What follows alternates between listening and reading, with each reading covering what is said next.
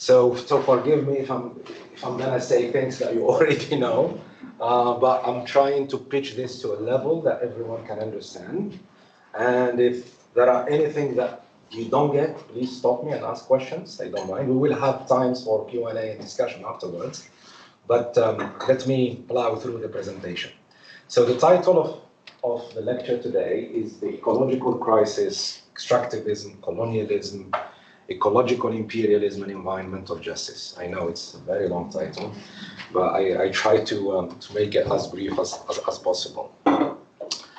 Before I go into sharing some thoughts and reflections based on my own work and field research in North Africa and the Arab region, around climate and environmental activism, but also connected to questions of socio-economic justice, democratization, and sovereignty, I just wanted to emphasize some of the stuff that River and Susanna has been saying around we learn from what? So education and pedagogy for what?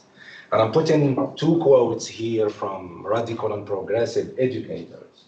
One of them is from the Brazilian Paulo Freire, who wrote an amazing book called The Pedagogy of the Oppressed. So if you haven't read that one, I really recommend it. It's not a huge book, small book, and it talks about pedagogy of liberation.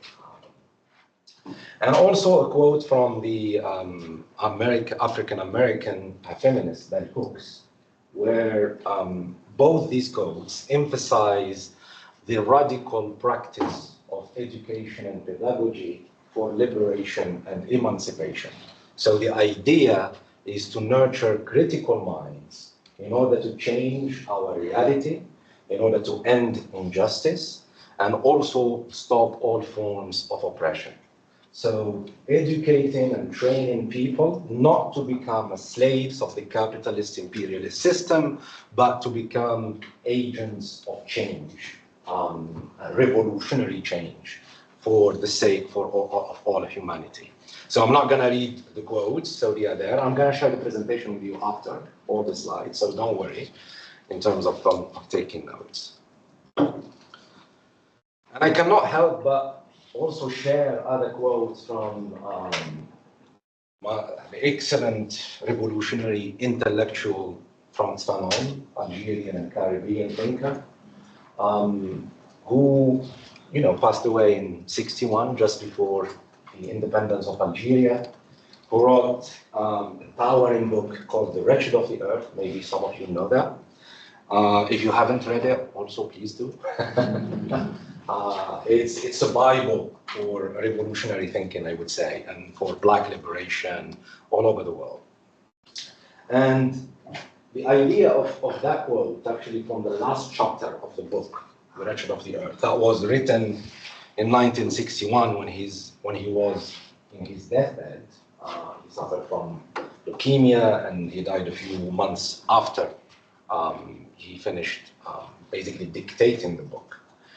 So take those quotes as an invite for nonconformist thinking, to think outside the box, to try and counteract hegemonic and mainstream narrative that more than often try to enslave us, but also an invite to dissenter from Europe, to dissenter from the global north, and see what takes place and what happens in terms of thinking, knowledge production, resistance, and struggle in the global south. And these are powerful quotes that really think they are as relevant as ever in the genocidal times that we are going through.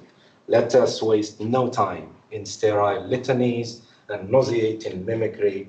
Leave this Europe where they are never done talking of men, yet murder men everywhere they find them, at the corner of every one of their own streets and in all the corners of the globe.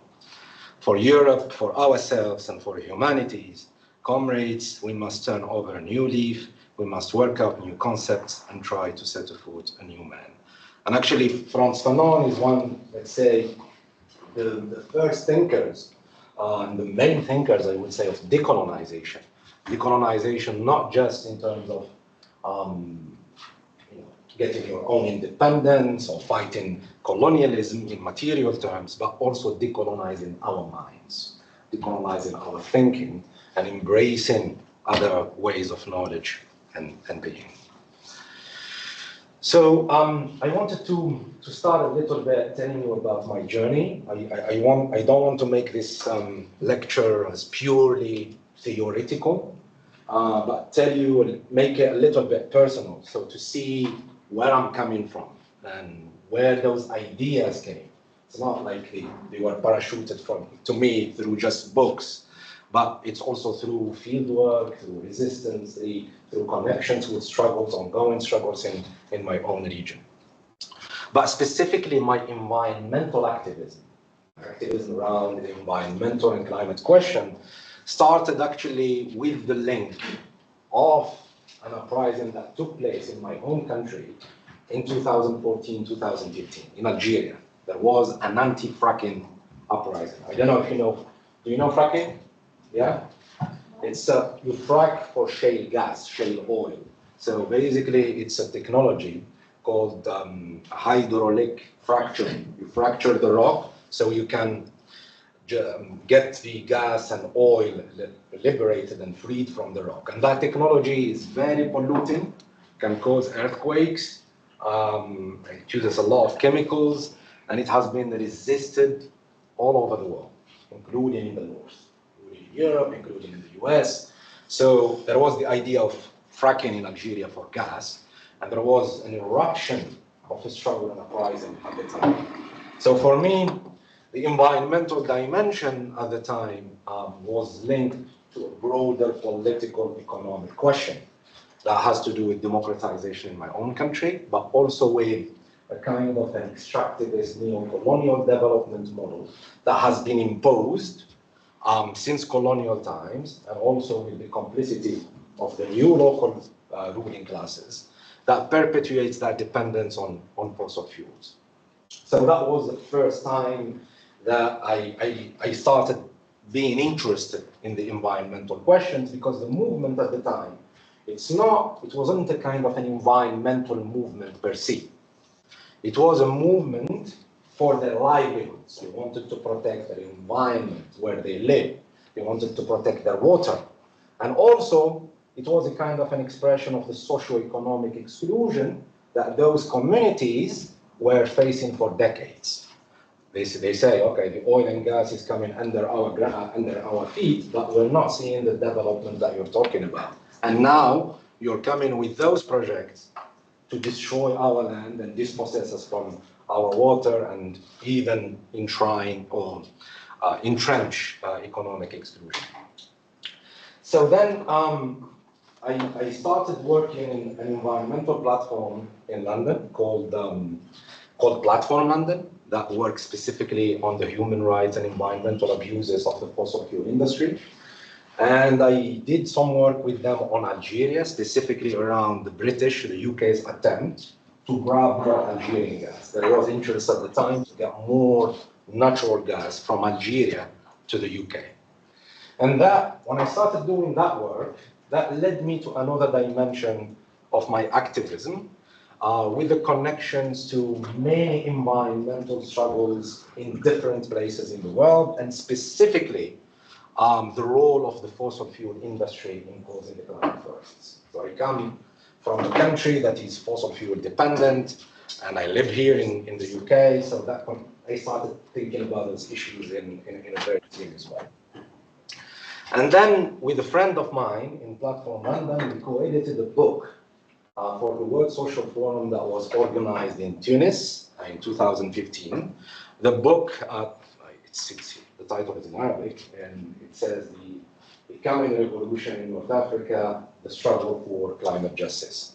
And that book was the start of the connections with other people and other movements in other parts of the region, the African continent, the Global South, and the North. But then things started crystallizing even more in my head when I started doing field work in the Maghreb, in Algeria, Tunisia, and Morocco, around the question of the climate crisis, the ecological crisis, and what people think about those issues and how they perceive them, how they conceive them, what kind of slogans they are using. And I realized at the time that a kind of reframing needed to happen, because in the North, we use certain concepts like climate justice. I'm sure you heard of that, climate justice. But then at the time, when you translate that to Arabic, and I'm sure to other languages, it just did sound weird. It sounded weird. And even when I was saying it to my comrades and to my friends and to people that I was interviewing and working with in the region, it didn't capture their imagination. It was a kind of a confusion. So I realized then that you cannot talk about climate change, you cannot talk about the environmental questions in that region or in the peripheries of the world, and beyond, or in every place, not just in the global south, in every place, without talking about socio-economic justice, without talking about national and popular sovereignty over land and natural resources.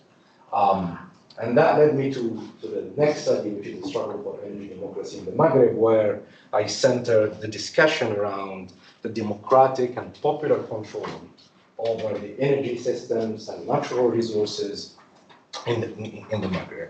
And the next study was extractivism and resistance in North Africa. Was a kind of the reframing, or you could say the accumulation of all that knowledge and fieldwork, and a kind of also the reframing of the question as a developmental and economic question. So the environmental question cannot be separated from development, from economics, and from politics. And then that extractivism need to be linked to colonialism, need to be linked to imperialism, and need to be linked to the ongoing global power hierarchies in the world. And similar dynamics that I saw around fossil fuel sites, phosphate mining, silver mining, agribusiness, like all the dispossession and the underdevelopment, I started seeing in the new renewable energy projects being promoted in the region, just perpetuating a kind of neo-colonial and extractivist dynamics. And that led to that book, which is a collected book with various authors and activists from the region, called Dismantling Green Colonialism, Energy and Climate Justice in the Arab Region. So just as a brief thing about myself and my journey. So this is a kind of an outline. I'm not sure I'm gonna go through all of it today. So we'll see how you feel. If I'm bombarding you with too much information, please stop me and start looking at your faces if you're too bored and confused. So I'd like to start by setting the stage in terms of placing the ecological crisis in its context, in its political, economic, global context, talk about climate inequality, and then introduce a few theoretical concepts and framings that I use in my work within the eco-Marxist or political ecology tradition: extractivism, accumulation by dispossession, ecological imperialism, land grabbing, and so forth. Talk a little bit about colonialism and neo-colonialism, because I feel that these concepts are really important to understand what takes place in the peripheries of the global system. And then the second part will be around how are we, in terms of different classes in society, in terms of the capitalist class, tackling the climate crisis. So I'm going to touch a little bit on the neoliberal governance of the climate politics, also introduce or give you some examples of the new grabbing, green grabbing, neo-colonialism, and also decarbonization by dispossession. Talk about some examples of export-oriented projects from the region, from North Africa, to satisfy the needs of Europe in a perpetual neo-colonial fashion. And then talk about the challenges of fossil capitalism, especially that the region is one, I mean the Arab region, the Middle East and North Africa is one of, you could say it's the focus of one of the centers of global fossil capitalism.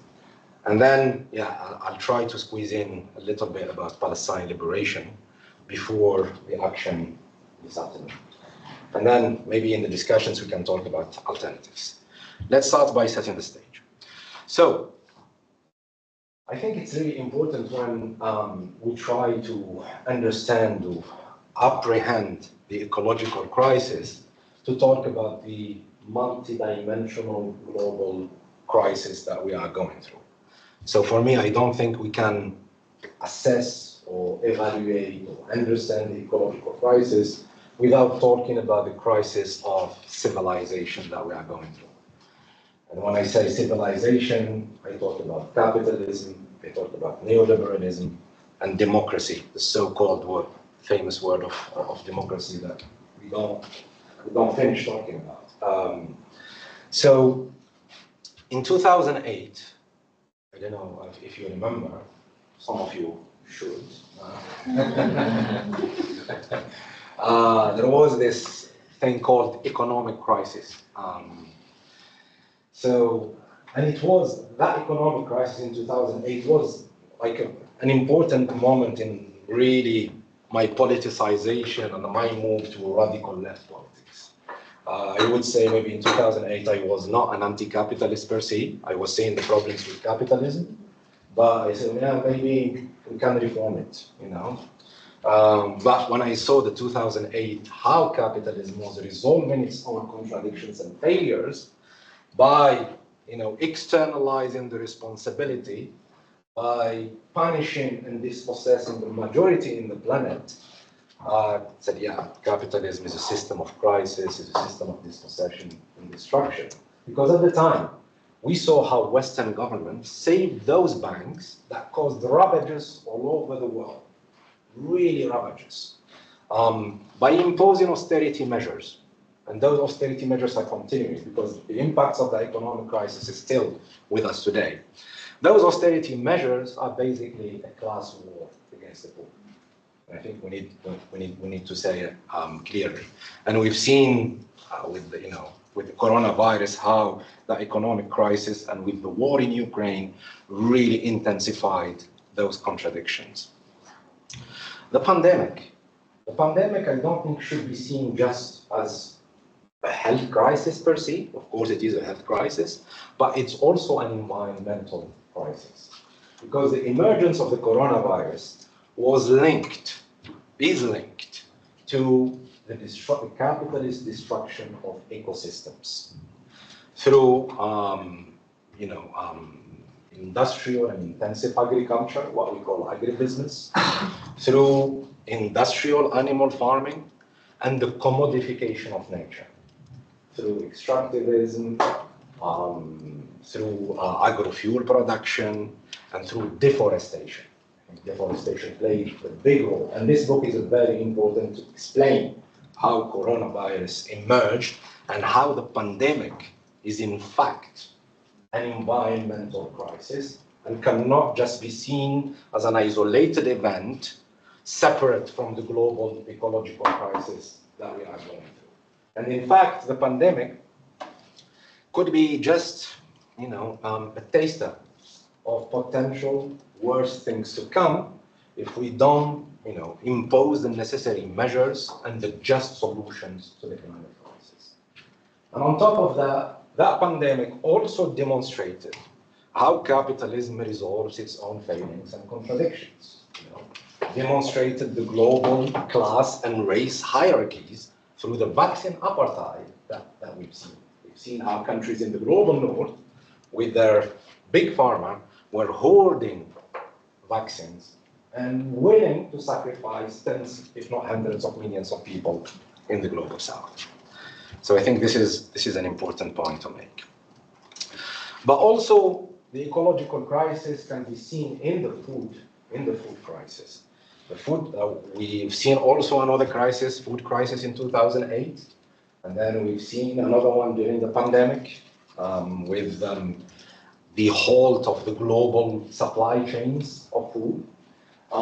Those food crises tend to cause riots and famines, mainly in the global south, And that demonstrates that the food system that we have now is broken, not fit for purpose, because it is monopolized by corporations.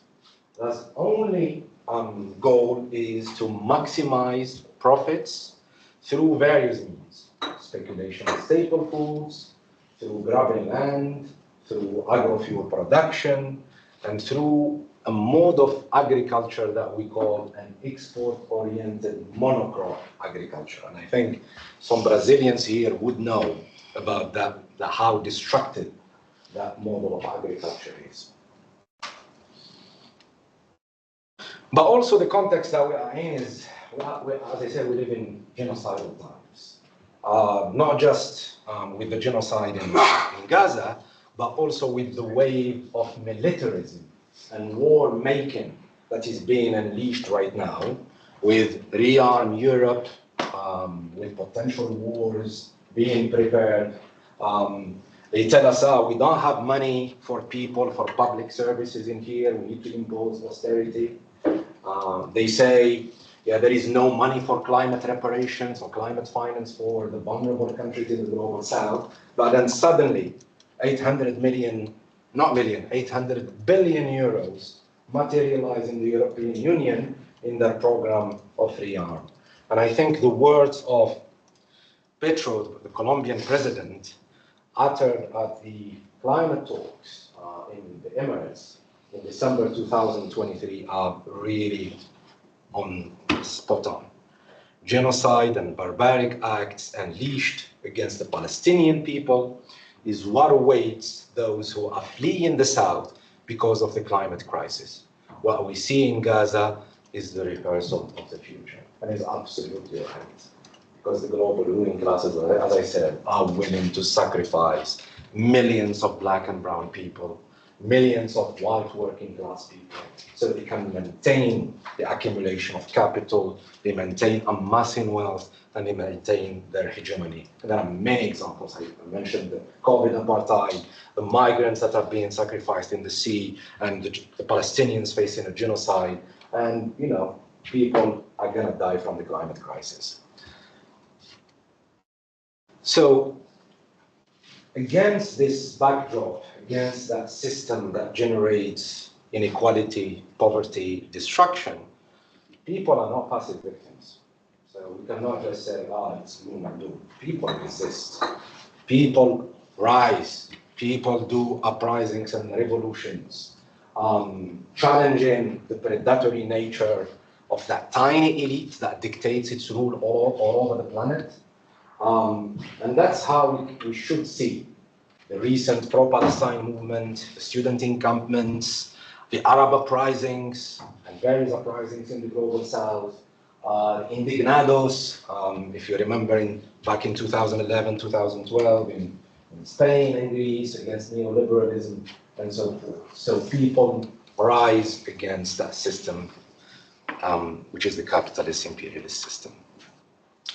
So climate change in that context is driven, or the violence of climate change is driven by the obsession for eternal economic growth. So we hear about growth all the time. So there is an obsession for economic growth, perpetual economic growth, but also is the result of a choice to keep burning fossil fuels, a choice that is made by the global ruling classes from the north and the south. Those ruling classes are authoritarian, populist, and democratic, but also with the complicity of the fossil fuel industry. So the fossil fuel industry, either the big majors, the multinationals, and also national oil companies in various countries.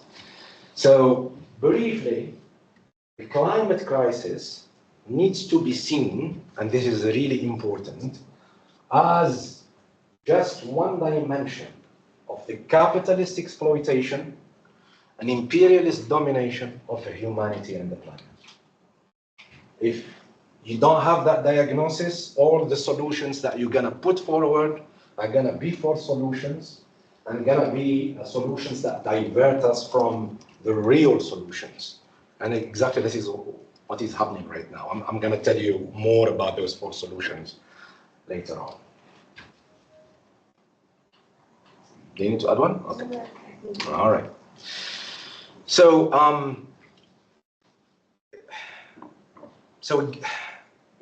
all of that what I said, basically, there is a clear responsibility of the capitalist class and the historical North in causing the climate crisis. But that's not the story that we hear in mainstream media. That's not the story that we hear in mainstream academia. They tell us that we are all responsible, equally responsible. That's to have that nuance. And everyone needs to do their bit in terms of reducing their CO2 emissions, not polluting, and so forth. This is a deceptive narrative because we are not equally responsible for causing the climate crisis. When we look at the accumulated or the cumulative CO2 emission from the 18th century with the onset of the Industrial Revolution in the UK and then in Europe since 1750, I think that's how they calculate, 1751 till 2017. You see that the responsibilities, how they lie. Just between the US and the European Union, and if you add already Australia and Canada, you'll have them responsible of 50% already of CO2 emissions for a population that is only 10% of the global population right now. So clearly, the industrialized West, historically, they are responsible for causing the climate crisis, right? And this is not just stating a kind of a fact for the sake of stating it. That means it has some legal repercussion. It should have some legal repercussions. Because these countries need to pay and to finance how we're gonna adapt and mitigate the climate crisis. So this is in terms of states and regions of the world. If you add the impact of the colonial rule, it adds a little bit for the US, it adds more for countries like Britain and France and Netherlands, and still you see the biggest countries historically, still the US, the EU and the UK, and of course there will be China, Russia, and other countries in the South.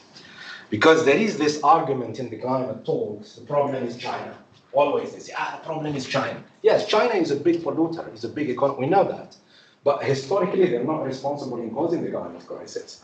And either we like it or not, they have the right to develop because the West developed in the first place, used all the resources that it needs, polluted more than they should have. And now when countries like China or India or Brazil or countries in the South want to pollute, the blame is shifted from the North to them. And I find this is unjust and unfair. Of course, everyone is responsible and they need to do their own bit, but yeah, the West needs to do their bit first because they caused that climate crisis in the first place. And then we shift from countries, we go to the corporate sector. So a third of the annual carbon emissions comes from these 20 fossil fuel companies. And not all of them are Western companies. Some of them are in the Gulf. There is even Sonatrach, my home country, Algeria, BP, Total, are companies in India. I think there are even companies in China there. So these companies, these 20 companies, are responsible for a third of the annual emissions, right? Just 20 companies. Imagine if we add more of the biggest companies, not just in the fossil fuels, in the cement industry, in mining and constructions, and you'll see how these companies just by themselves are responsible for a lot of CO2 emissions. And then when we come to that main argument about individual responsibility, all of us are in this together, and we need to cut our emissions and so forth. There has been this study by Oxfam and The Guardian back in 2022, I think. Yeah, that was 22. And it's fascinating because it gives you that there is class inequality as well. So we have huge inequalities in our society in terms of income and capture of wealth, but also huge inequality in terms of CO2 emissions. The richest 1%, which is around 77 million people, which are the millionaires and the billionaires of this world, are responsible for more carbon emissions than the poorest 2/3 of humanity. 2/3 is 5 billion people, right? So we're not in this altogether. And it's really important to keep that in mind in terms of your work around law and legal work. These arguments of fairness and justice and responsibility are really important.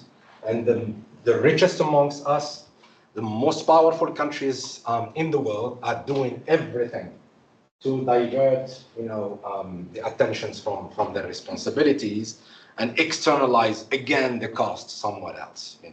It's always the poorest who pay, right?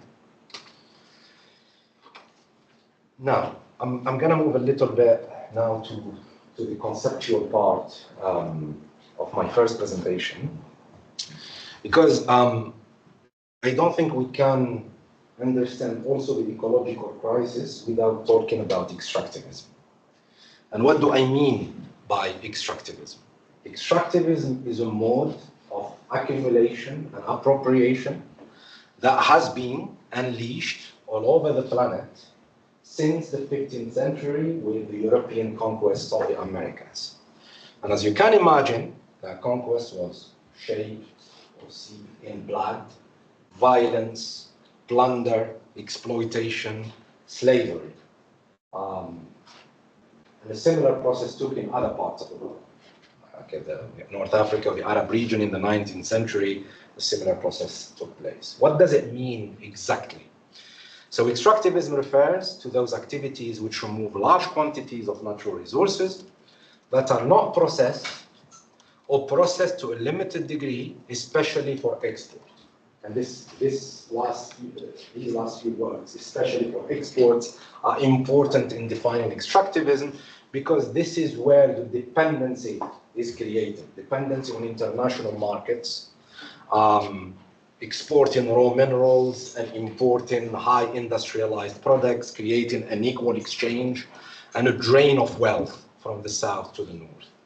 And extractivism is not limited to minerals or fossil fuels. It is also present in the industrial farming I mentioned, the agribusiness, industrial forestry, industrial fishing, and even tourism with its intensive water use. So this is, in general, what do we mean by extractivism? And extractivism, of course, is a capitalist mode of de-development or underdevelopment imposed by imperialism since colonial times. Throughout my field visits to various extractivist sites in North Africa, from Algeria, Tunisia, Morocco, either fossil fuels, either mining, either agribusiness, alongside pollution, environmental destruction, the prevalence of disease, I saw what the dependency school, the Marxist dependency school, which I'm deeply influenced by, they call the development of underdevelopment. Because we talk a lot about development, but development in the north happens at the expense of development in the south. I also saw what the Marxist David Harvey called accumulation by dispossession. And I thought that concept, that term, really captures what is taking place there. On one hand, you have a wealth of resources. Those areas are really rich in terms of natural resources: oil, gas, mining, agrarian commodities, and so forth. But in the other hand, you see the underdevelopment. You see the pollution. You see the unemployment, huge unemployment in those areas. And this is the paradox of that extractivist model of development, because it creates sacrifice zones with sacrificial people, where their bodies, their health, their air, their water, their land are being sacrificed in order to maintain the accumulation of capital. This is what we call accumulation by by this perception. And the examples abound in the region. There are so many, and it's not just in the region. It's in Latin America, it's in other parts of the African continent, it's in Asia, and now it's even in the north. You see how those sacrifice zones are being created where peripheral people, or let's say the surplus population, is being sacrificed so capital can continue accumulating and making money while leaving the ravages behind. Let me give you one case study and then I'll show you a video, because I've been following this struggle for some time now, actually since 2015, and for me it was a truly inspiring struggle. It was a true example of environmental struggle in the region, connecting the environmental question with the economic question, with the political question, bringing all those contradictions of the capitalist model of development, of extractivism, of neo-colonialism. And this is Imida in Morocco, southeast Morocco. It is a municipality of 7 Amazigh Berber villages of around 8,000 people. It is around 300 kilometers from Marrakesh. It is a peasant, pastoralist community, relying on agriculture, subsistence agriculture, and animal farming. It's animal rearing, it's pastoralism. It's not, I don't think we should call it farming. It's pastoralism. And at the same time, they have the biggest silver mine in Africa on their land. It produces a lot of silver for export. That mining company, which is actually a national mining company, not a foreign company, owned by the royal family, by the monarchy in Morocco, has failed to generate the development that they promised, the employment to the youth people, and the region saw protests since the 90s. Protests, repression, imprisonment of activists, and the last episode of the uprising was in an encampment above the Elban mountain, and they blocked the water access to the mine. And that protest camp lasted for 9 years. Really, and I've been to that protest camp several times. A lot of people from outside Morocco also visited the protest camp. But anyway, the company ended up ignoring, the royal monarchy ended up ignoring the demands of the local population through various ways: repression, delegitimization, demonization. But also the mine found another source of water. They went to another well. That's what they did. Let me show you the video that was released just before the climate talks that were organized in Morocco. That was in November 2016. That was in Marrakesh. And the Moroccan monarchy was trying to greenwash its reputation, and you know the Imida movement released this video, which is, I think, a powerful one. Okay, video. I need to share it with people, huh? The video. Okay. Shall I open it? Sure. And then I'll share. Okay. Let me change. Yeah, please. I didn't ask if the people online are listening well. Everything okay? People online? Are you there? We can hear you. It's okay. Yeah, okay, good.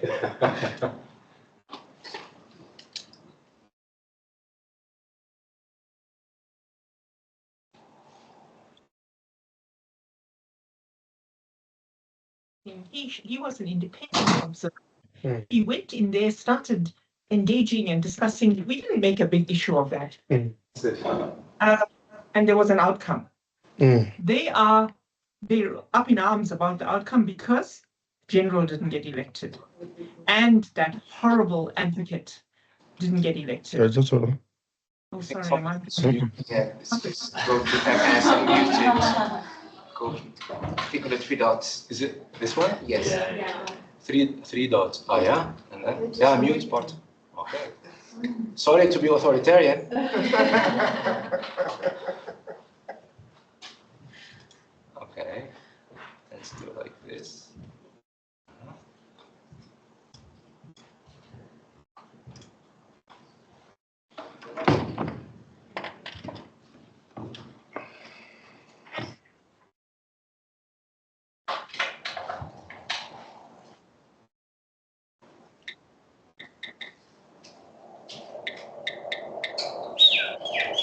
نشاط الاستنتاج نشاط منع الانتزاع مثل تخطيط الانتزاع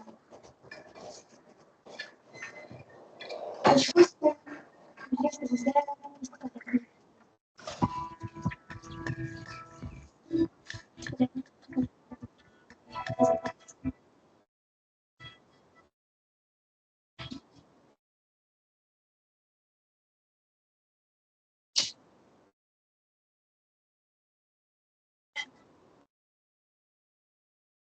All right.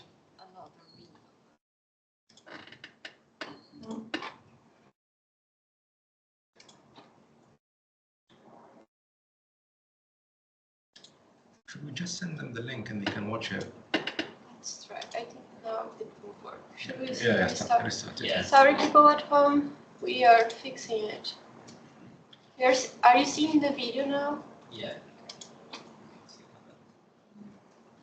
Yeah, now we can see. Thank you.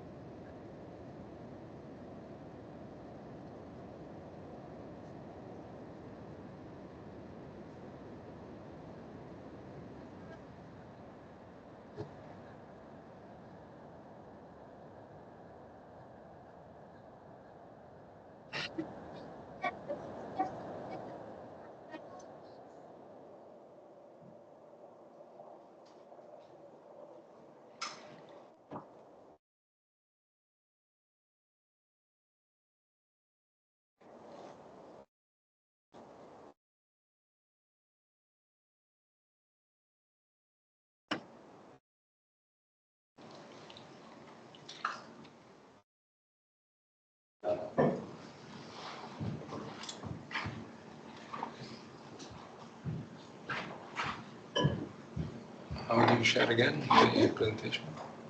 I share. Yeah, perfect.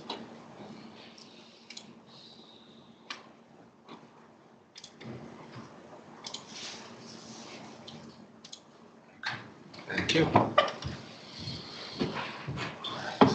Let's continue.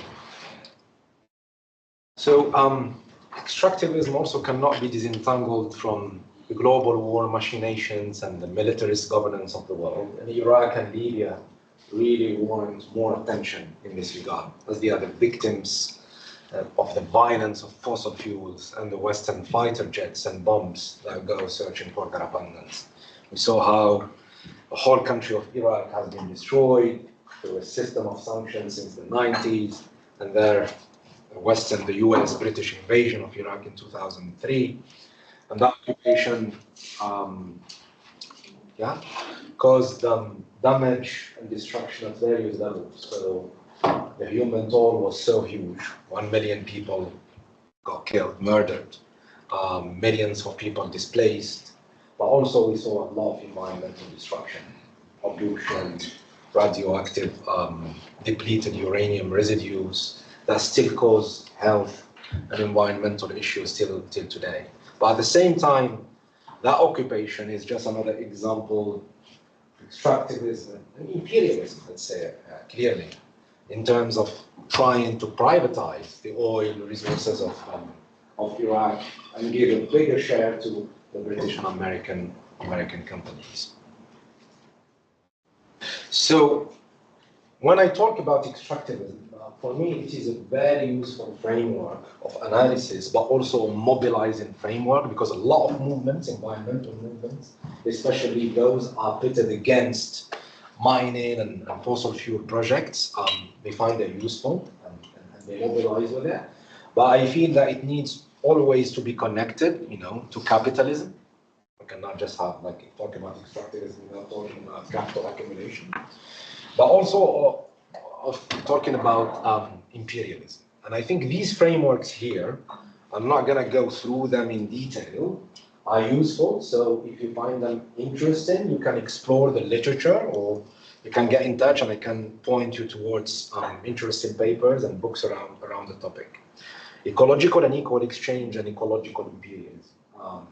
So what we've noticed is that there are environmental disparities, either between different social groups or from urban to rural areas, as well as between nations. And when we talk about environmental disparities, we mean that the benefits from exploitation of the environment and the burdens from the environmental degradation are distributed with marked inequality. And this is related to the process of capital accumulation through the appropriation of peripheral resources and usurpation of sink capacity. So basically, the poorest parts of the world, the poorest rural parts of the world as well, are seen as sink capacity, as waste areas, sacrifice zones, where you can dump that waste and externalize those social environmental costs. So an equal ecological exchange is the asymmetrical transfer of ecosystems, goods and services from one region of the world, which tends to be the peripheries in a wider articulation, to another part of the world, which are the cores of empire or the centers of empire. So in that respect, ecological imperialism is the subjugation of the economic, political and social institutions of a generally peripheral country for the biophysical, metabolic needs of the generally core country, global north, global south. But also extractivism needs to be linked, as I said repeatedly, to colonialism and neo-colonialism. I just put this quote here that I found on Google. I think it captures a little bit what the colonialist system means. Colonialism is the extension of a nation's domination or sovereignty over territory beyond its borders by the establishment of either settler or exploitation colonies in which indigenous populations are directly ruled, displaced, exterminated. colonizing nations generally dominate the resources, labor, and markets of the colonial territory, and may also impose socio-cultural, religious, and linguistic structures on the indigenous population. In that way, colonialism in its various forms, either settler colonies, occupations, protectorates, is a form of imperialism. And the book by Walter Rodney, How Europe Underdeveloped Africa, is an important book analyzing how the imperialist colonialist system worked to really underdeveloped Africa. So that colonial period that extended to the 50s, 60s, and 70s was challenged by movements for liberation, by anti-colonial movements for liberation that put their efforts to decolonize their countries politically and economically. That wave of decolonization, or what we call the Bandung movement or the Third Worldism, we saw many ambitious industrial and agricultural development projects that achieved some important gains in health, education, employment, and well-being of the people in the global south. But by the 70s and early 80s, these attempts at what Samir Amin, an Egyptian Marxist, called delinking from the imperialist capitalist system, started to show their limitations. In a context of Cold War rivalries, the intervention of the imperialist centers, and also in the Arab region, the presence of the settler colony of Israel. Those limitations in terms of national liberations are really beautifully and excellently described by Frantz Fanon in his book, The Wretched of the Earth, looking basically at the sterility and stupidity of the national bourgeoisies, some of them that just tended to replace the colonial system with another class, new class-based system replicating the old colonial structures of exploitation and oppression.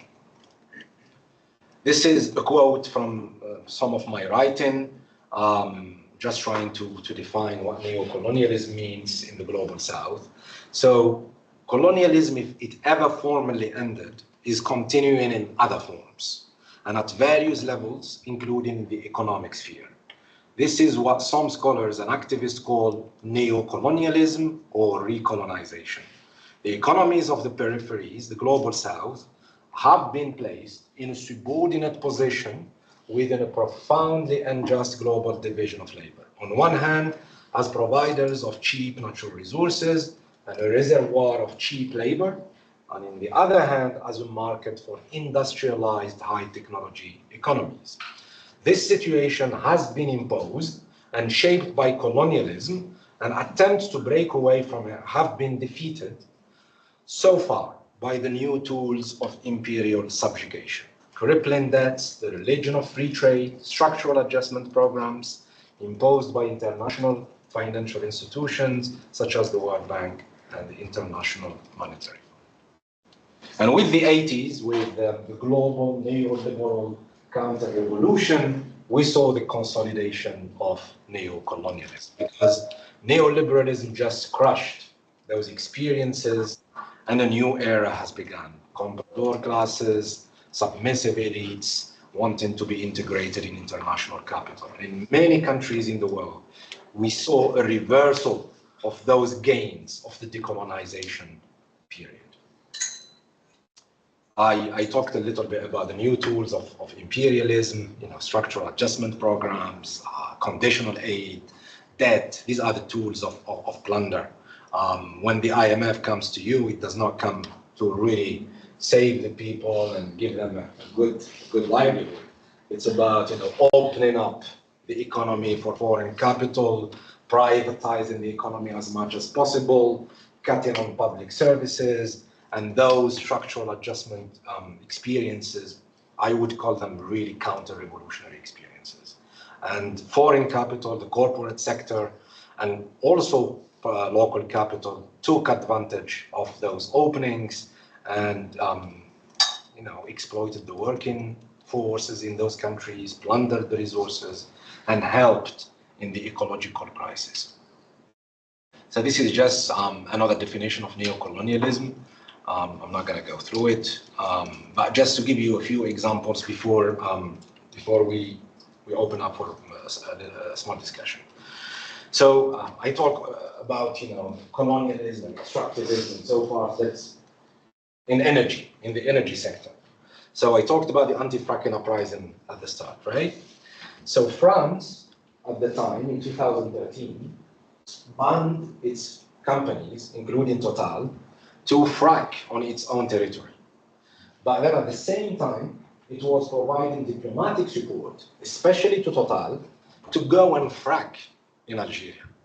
So you don't do it in your own land, but it's fine to do it in your previous colony.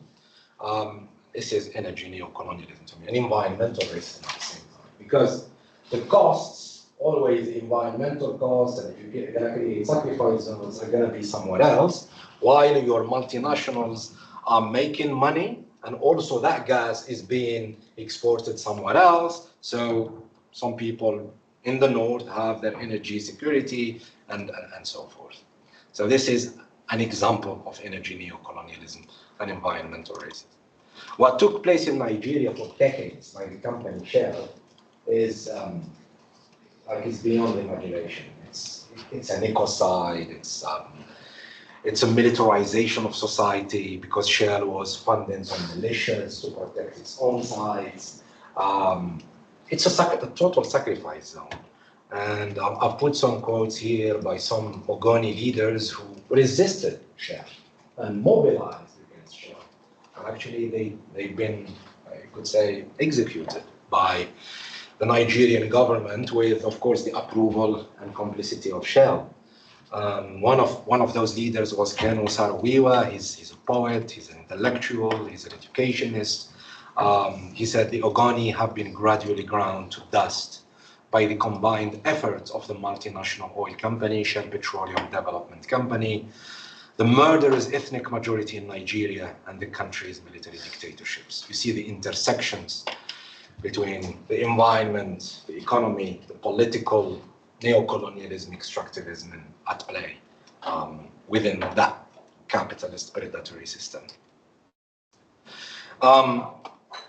What takes place in occupied zones, in colonized areas like Palestine, the Golan Heights, Western Sahara, occupied by the Moroccan monarchy, in terms of fossil fuel projects or exploration of fossil fuel projects can be called directly energy colonialism or fossil energy colonialism, because it is happening on stolen land, that's one thing, and without the approval of the native and indigenous communities.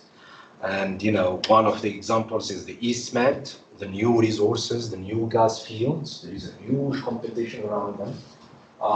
Israel discovered two big ones, the Leviathan and Tamar, and also is contesting another one between it and Lebanon. And of course, these are Palestinian resources, not Israel's resources. While it is bombing and killing people, at the same time, it granted some licenses the first few weeks of the genocide for companies like BP, American companies, even Italian companies to explore and continue to find gas fields in there. Okay, I'll stop here. I think I talked a lot and I gave you a lot of information and examples. I suggest maybe we could have a good discussion right now. If you have questions, if you have additions, examples that you would like to share from your own countries and backgrounds, that would be great. The idea is to share and learn together.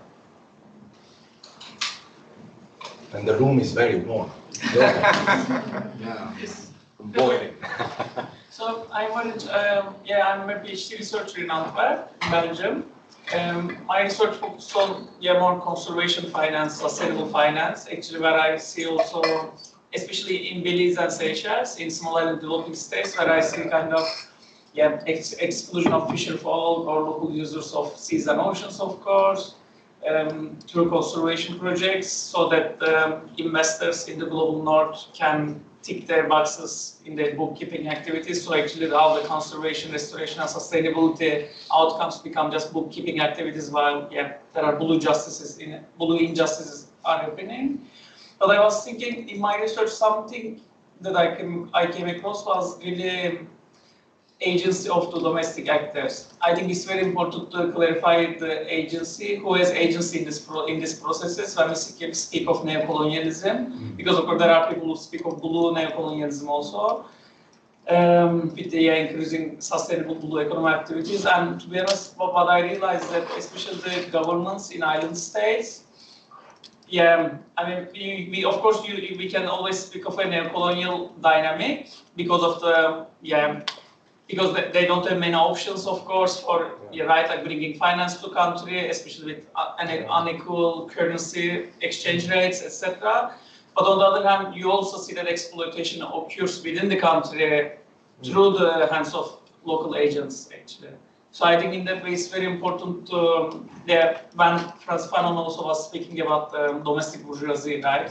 National bourgeoisie.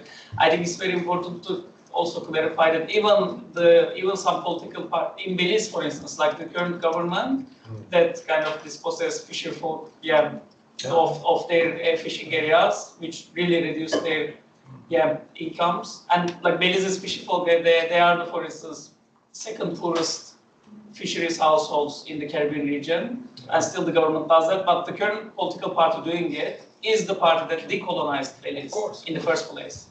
So actually, you know, with the so that reading of the colonial history and colonial dynamics in itself is not always sufficient to capture the current realities, I think. So I just want to bring that into discussion a little bit, like the role of local agents actually. No. This is spot on, and that's why I put that quote on Fanon on the sterility and the stupidity of the national bourgeoisies. You know, the same thing in Algeria, the party that decolonized ended up, reproducing those dynamics and exploiting the local population. But I would push back a little bit in terms of the use of colonialism and neocolonialism, because it depends on your understanding.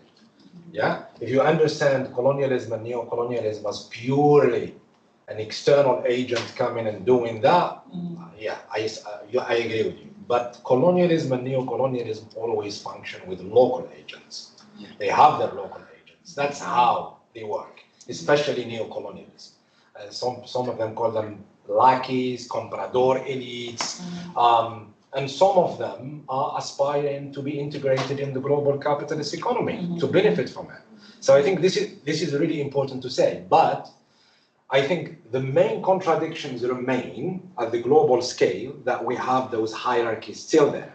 Some countries in the global south are trying to challenge that hierarchy.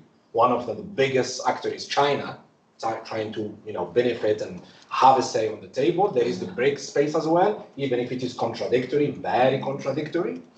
But the majority of the countries in the south, I think, are still dominated by the imperialist system. So you said, like, the ruling classes in the country, they have their own calculations. They are constrained. Where are they going to get capital? That's the first thing. If they're going to challenge the capitalist and imperialist system, what's going to happen to them? So a lot of them just choose to submit, because there is no, how can I say, an anti-colonial and anti-imperialist willingness. Not anymore. Many countries in the south, they don't have that. But also, I think I just want to add one thing. Indeed, you are right. Like, they are really constrained by daily struggles, also, actually. Because I remember some government officials just saying that we could advocate for ecological justice in the UN, in Washington as well, in New York, but it will not bring anything to Seychelles. So they were saying that but then we turn the financiers to international banks and NGOs to find donors and investors that will bring money. And it comes with conditions. Exactly, right? But then indeed it comes with conditions and more than 6% interest rate. So I mean, so they trap you. You are trapped in that system. Indeed, very much. But in that way, like the older philosopher Olufemi Taiwo has a great book, I think, Taking African Agency Seriously.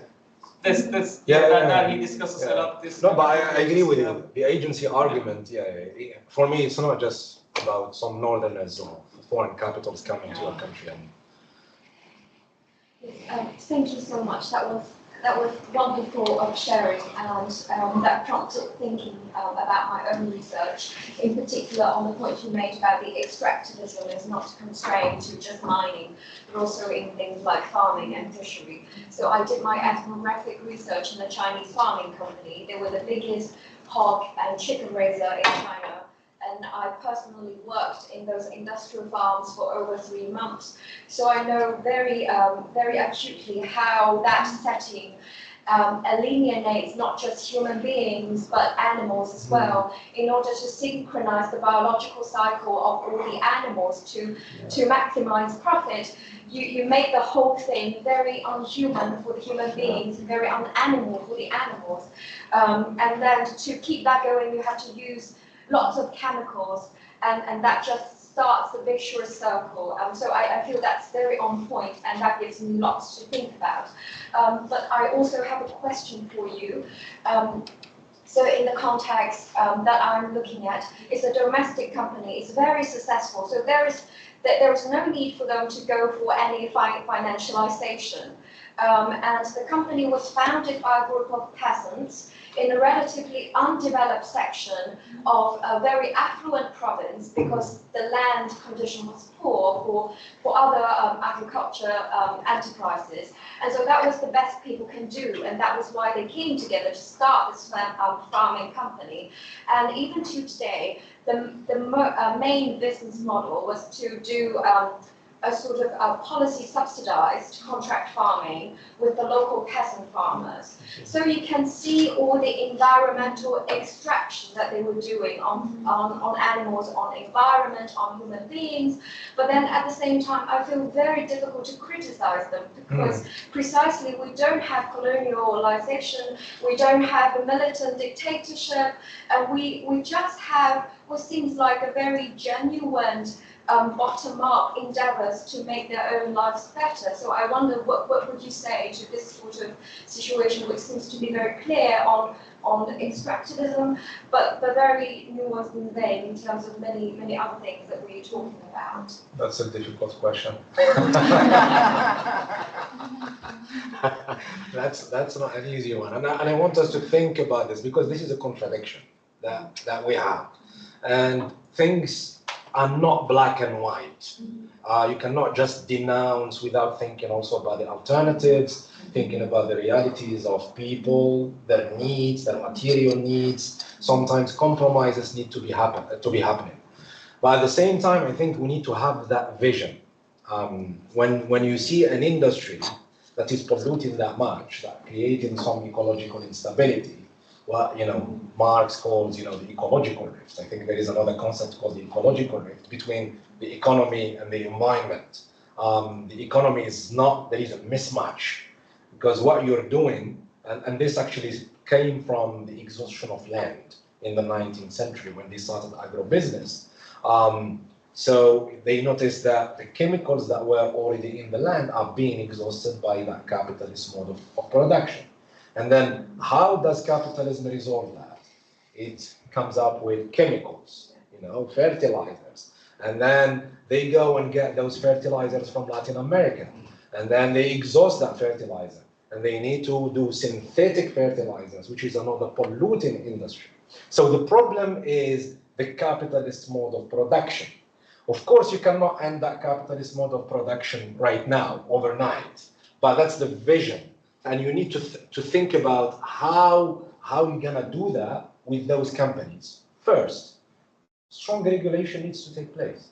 The state, if it is really, or the governments in there, if it is really about the good livelihood of people, and you need to protect the environment. In short term, because if you have just a short-termist view, you could say it doesn't matter. Those costs, I'm not gonna count them.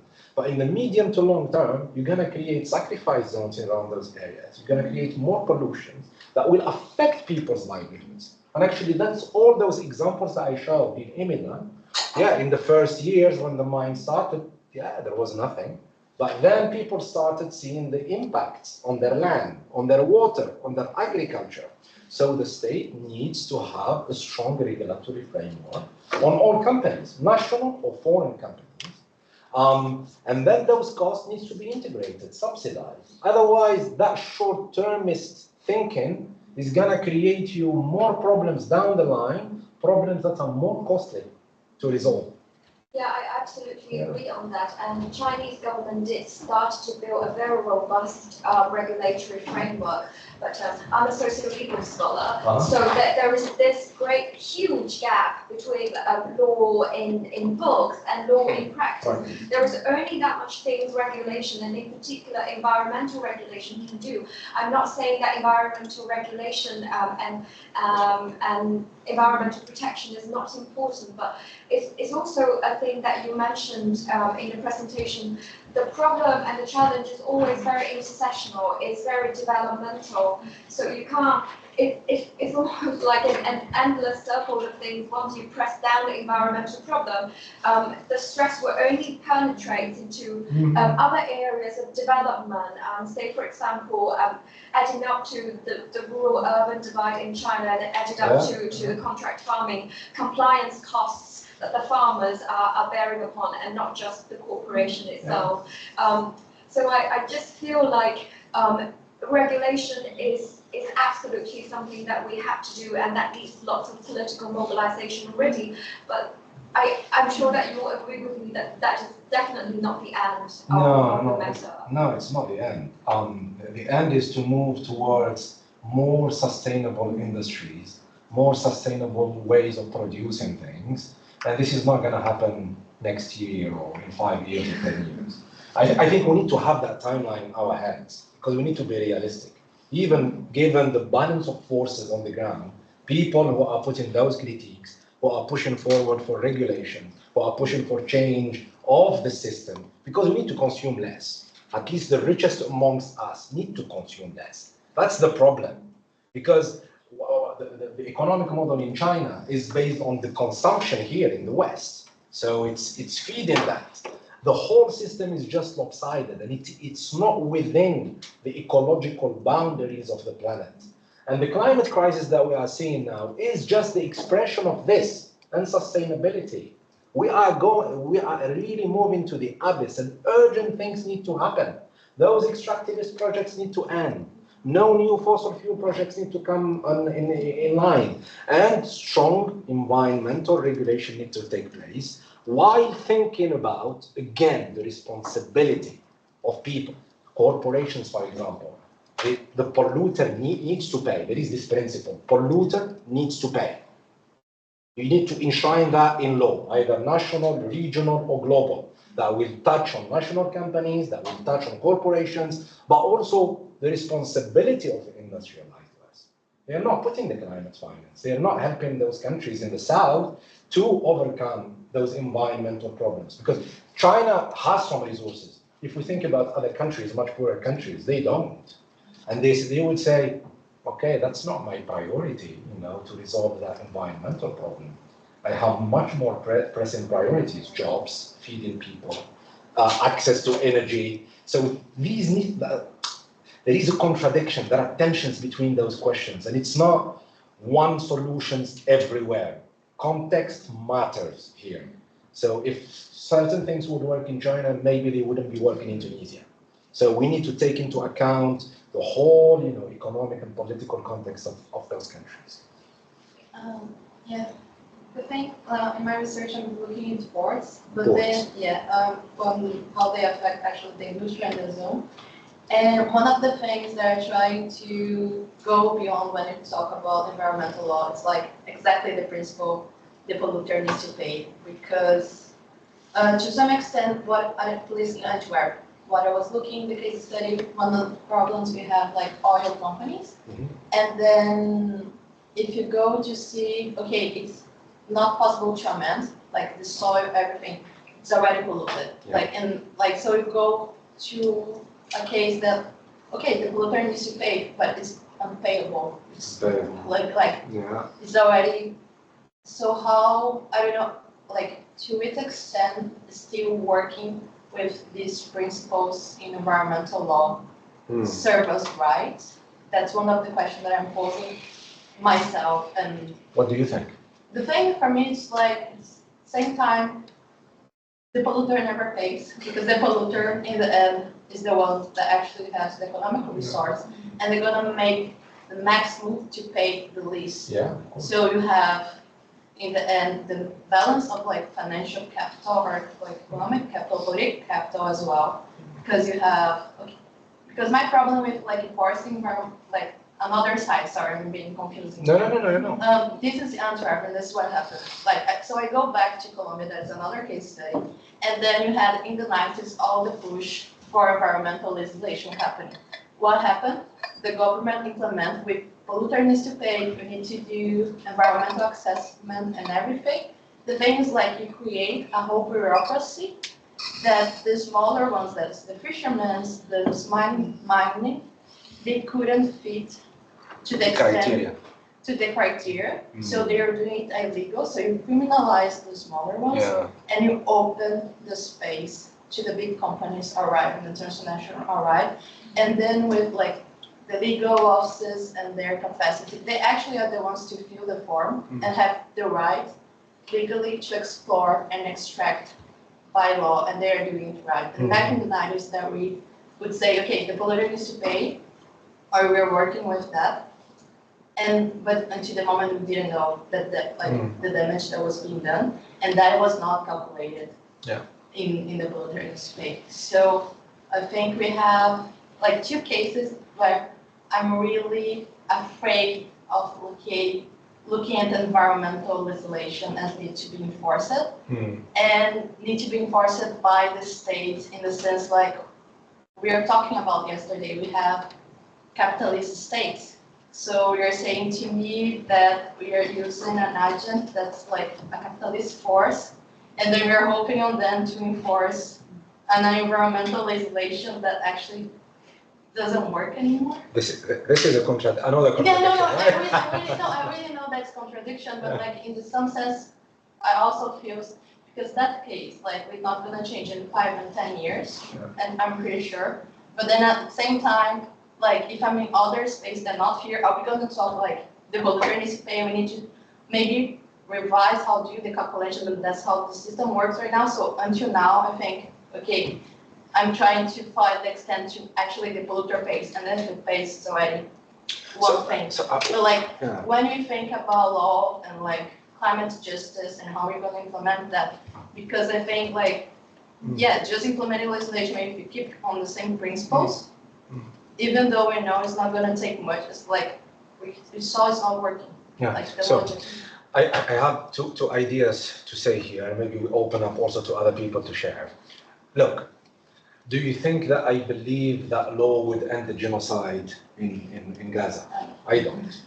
But I'm not giving up on international law as yet because I still think it's a terrain of struggle, that we can achieve a few things there in terms of mobilizing, raising awareness, stopping the worst things impacts possible. It's not working as we want it to work, but it has worked in the past in a few examples, so we cannot give up on it. We can't give up on it if our forces from outside are much more stronger. We can mobilize in the streets, we can pressure our states, we can stop the genocide in material terms. Some people are trying to do that. Workers, trade unions, the pro-Palestine movements, they are trying to do that. So what I want you to see the legal field is as a terrain of struggle, that it is not perfect, for sure it is not perfect. It has been designed by the imperialists and the colonialists and the bourgeoisies. But let's not forget that also through the decolonization period, the oppressed and colonized people pushed for a lot of the sovereignty stuff in international law came from the decolonized states, So there is struggle there. Of course, it's sometimes you go one step forward and then 2 steps back. So I see it as a terrain of struggle. At the same time, we cannot be blind and say we just stop with the polluter pays. It's just one thing, the legal, but a lot of people ask me, what about are people suing those companies? As if this is the only way, Yes, some of them are suing those companies, like Shell in Nigeria, for example. They won the case. Until now, they are not doing the reparations appropriately. And we know the delays year after year and after, but still, like they won that battle at the discursive level, that shared is responsible for the ecocide, and it needs to be made accountable. And it inspires other struggles in the world. But then we need to move beyond that and mobilize in other arenas, support the movements on the ground, emphasize, what they say, their demands, build on that, connect, the struggles together. And this is about struggle. And I see it as struggle, and it is a long-term struggle. Let her say something. My name is Deborah, I'm from Brazil, and the past 10 years I have worked as an activist for the landless workers movement. They're actually having the Agrarian Reform Festival right now. So I got away from a lot of work. But one of the things that I think this movement does very well is to take a struggle that can be rather economical and turn into a political struggle, in saying that actually it's not compatible to have agrarian reform and justice in Brazil without contesting capitalism. Exactly. And I think when I think about this process, there are two, I'm thinking more about like the outcome and the consequences.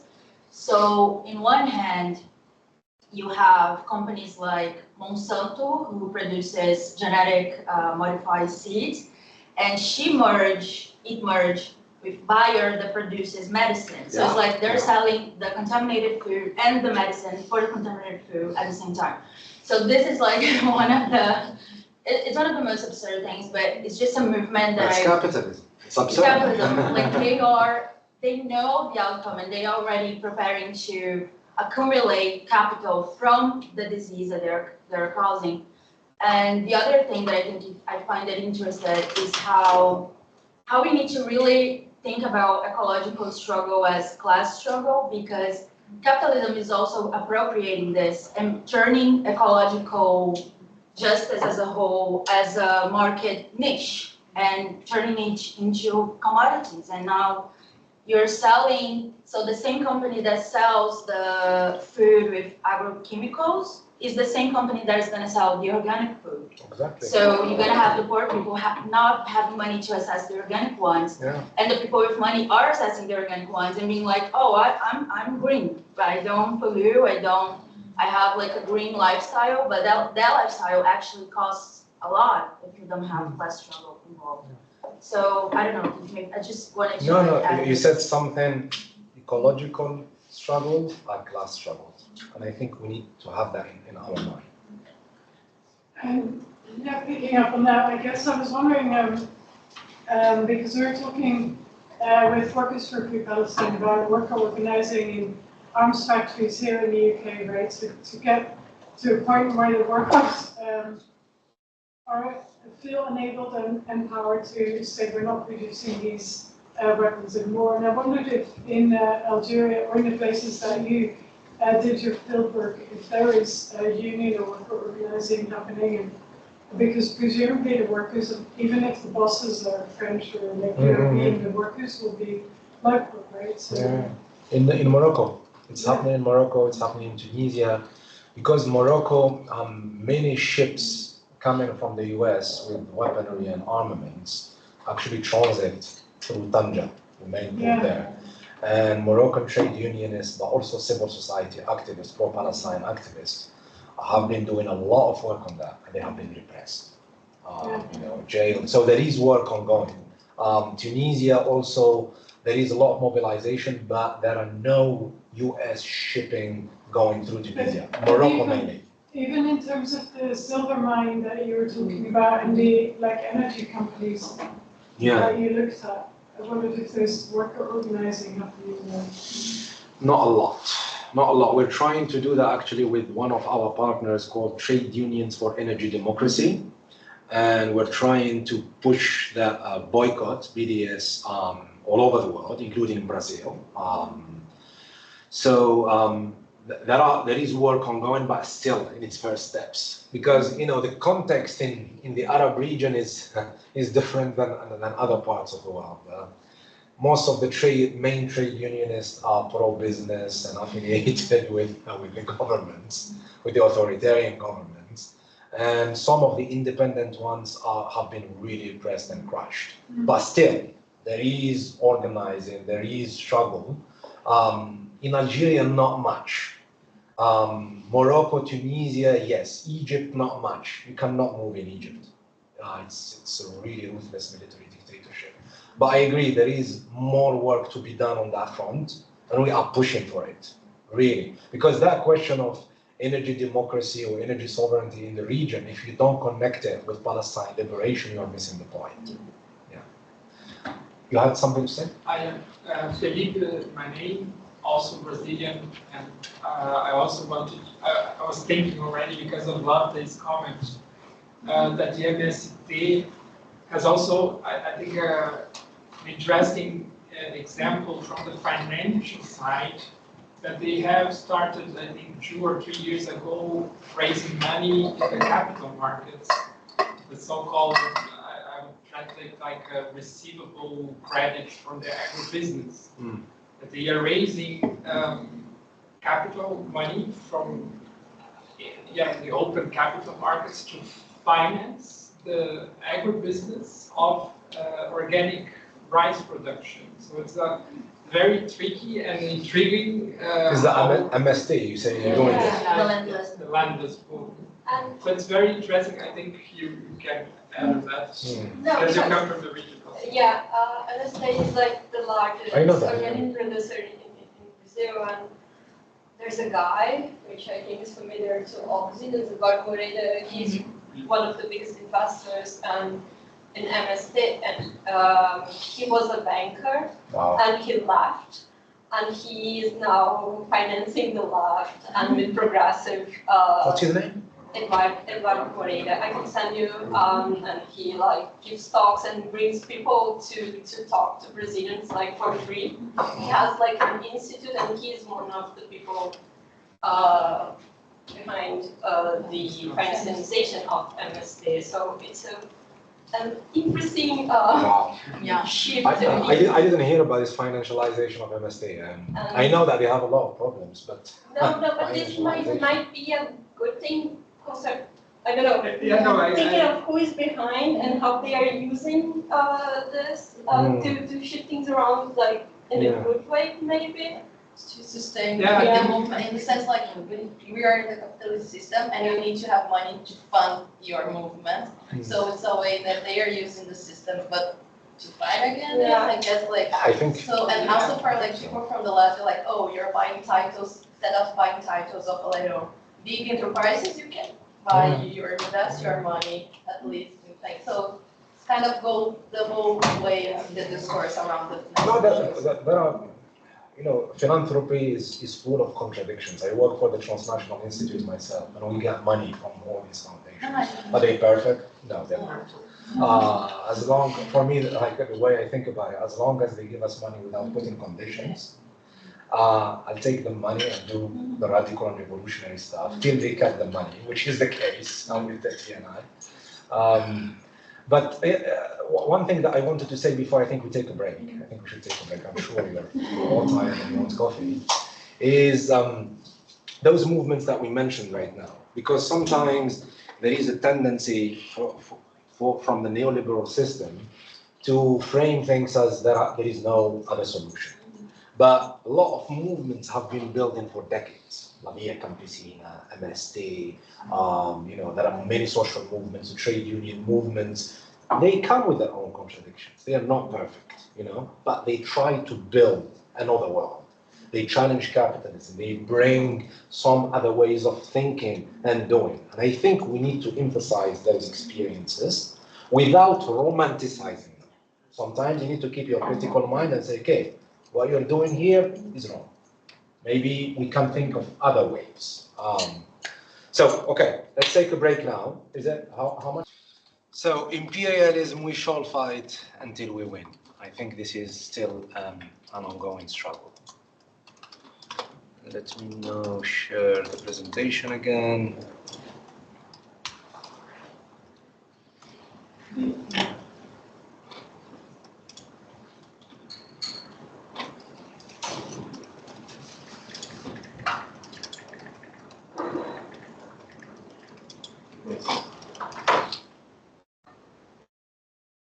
Okay, so we still have about an hour. So I'm gonna try to speed up a little bit the presentation. So I'm not gonna share all the examples and case studies that I mentioned. Now I'm moving to another part of the talk, which is gonna focus on the so-called green economy, sustainable development, which is really just green capitalism per se, or even it's not green. Greenwashing capitalism, I think, is the right word to use. So I described the global context of multidimensional crisis, the context of worsening ecological crisis, and intensifying climate impacts. So it has become necessary and urgent to move towards a more sustainable system. And everybody is saying it, including our government, including the global ruling class, including corporations and multinationals. But there is a big but. Within that process that we call the green transition, or the transition toward the sustainable, more sustainable economy, justice is not guaranteed in that process. And through my work and the work of others, we saw and raised alarm and big warnings around the reproduction of some extractivist, some dispossessing, some plundering and neo-colonial dynamics in the name of sustainability. A lot of us call those dynamics as green extractivism, green grabbing, green colonialism, and I'm gonna tell you a little bit more, give you concrete examples so you see what I'm talking about. But the question that we need to ask ourselves, who is shaping the narrative or the response to the climate crisis at the global stage? It is global leaders who meet every year at the so-called climate talks. I'm sure you heard about them, the climate summits, the COPs, the conference of the parties. They call it the conference of the parties, but I think it's much more accurate to call them the conference of the polluters. 30 years that they've been talking, 30 years, 3 decades, since the 90s. CO2 emissions kept rising year after year. The only year that they decreased, guess when? 2020, pandemic. When production was halted, that's only year where the CO2 emissions went a little bit down before going up again. So as the young activist Greta Thunberg said, these conferences are just blah, blah, blah, blah. I think they are failing, they are bankrupt. That's my own assessment. But still, I see them as a terrain of struggle. I don't have my illusions, but still, there are some spaces around these COPs where you can organize, where you can mobilize, where you can share experiences and strategize as progressive forces, as social movements. And I believe that the COP in Brazil this year would be also that opportunity. It wasn't in the last 3 years because it happened under ruthless military dictatorships and authoritarian regimes from Egypt, the Emirates, and also Azerbaijan. Actually, usually I've never went inside the COP except for the back one, the Azerbaijan last year, and that was an exception because my Palestinian comrades asked me to come to do some Palestinian activism and speaking. Otherwise, I don't go inside. This is not my space. If there is a counter summit, if there is a people summit outside, that's where I think the energy should go in combination with some of our colleagues and comrades who go inside to do the pressure from the inside. So the Arab region hosted around 5 of these in the last 30 years. COP27 in the beautiful democracy of Sisi in Egypt. COP28 was headed by, the president of the Abu Dhabi petroleum company. And the same thing in Azerbaijan is another oil military dictatorship. It's like giving the responsibility of putting off the fire to the arsonists. This is what they're doing. These whole talks have been hijacked by corporate interests, by the fossil fuel industry that are promoting those false solutions that I mentioned earlier. They're not solutions at all. They are just a diversion so they don't take the radical solutions that need to take place, which is a radical transformation of the society and the economic system. So they are promoting these, I'm sure you heard of some of those. Net zero, everybody is talking about net zero from fossil fuel countries, Western countries, corporations, even, you know, Shell and BP had their net zero strategy by 2025. Carbon trading, carbon offsets, I'm sure, do you know about carbon trading and offsets? So basically this, I'll simplify it. So let's say a company like Shell wants to continue its operations, wants to continue exploring and exploiting fossil fuels and emitting CO2. What they do through a magical and sophisticated calculation, which is really a delusion, they say, I'm gonna continue doing this and I'm gonna pay somebody else, let's say in Brazil or in the Congo, to plant trees or to conserve forests. And they are saying this will be equated, my CO2 emissions will be equated by the forest, you know, sucking some CO2 in here. So first of all, a lot of people challenge that this calculation is working as it should, because the CO2 emissions kept up rising, not going down. And then a lot of those offset projects are corrupt. They don't do what they say to do. You go to some of those conservation projects, you find that they are logging trees, and they are not really conserving trees. And they are displacing local communities and indigenous communities from those lands, and so creating more injustices. So the whole thing, net zero, nature-based solutions, it's just, you know, some examples of the paradigm of capitalist, green capitalist dispossession, just continuing the same production and consumption patterns and pretending that you are doing things with these mechanisms. And the narrative around the environment is shaped by powerful actors, powerful international institutions, international financial institutions like the World Bank, EU agencies, international development agencies like the German corporation, USAID, the British, the Italian, the French, and you know, you find them very active in terms of talking about climate, talking about energy transition, and so forth. In the Arab region, for example, they publish a lot of reports, and I'm sure it's the same thing in other regions of the world.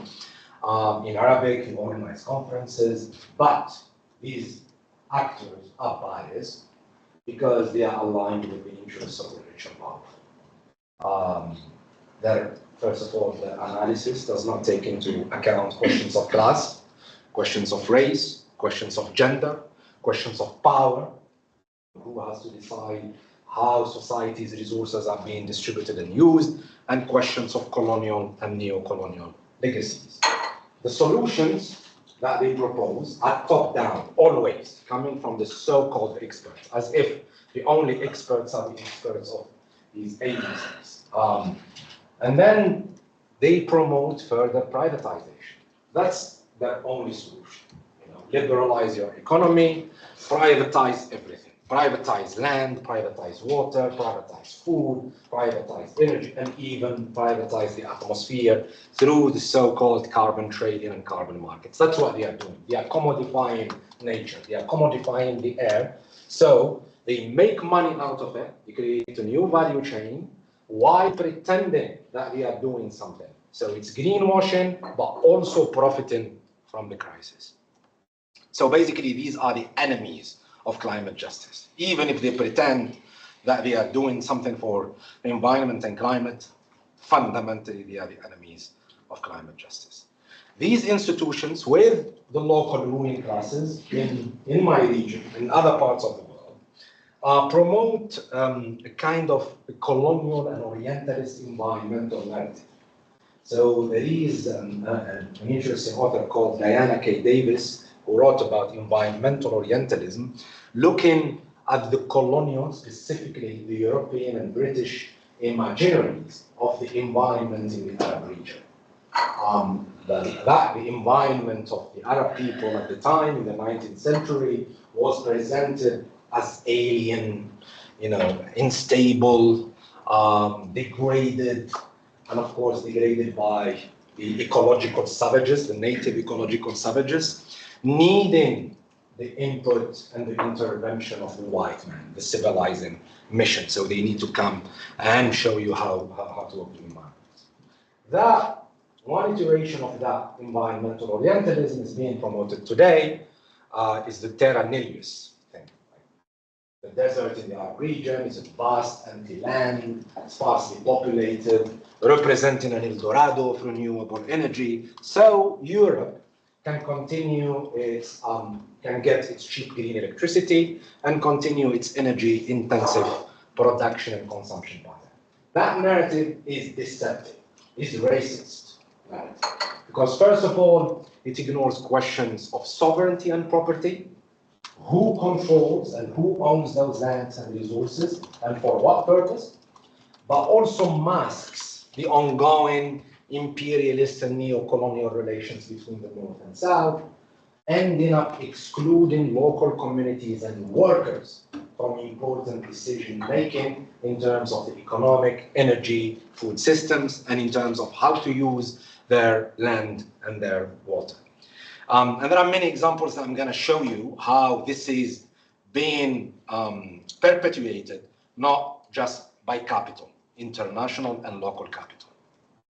That's what we call green colonialism, or green neo-colonialism, which is the extension of those colonial and neo-colonial relations of plunder, theft, resource theft, exploitation, as well as the dehumanization of the other.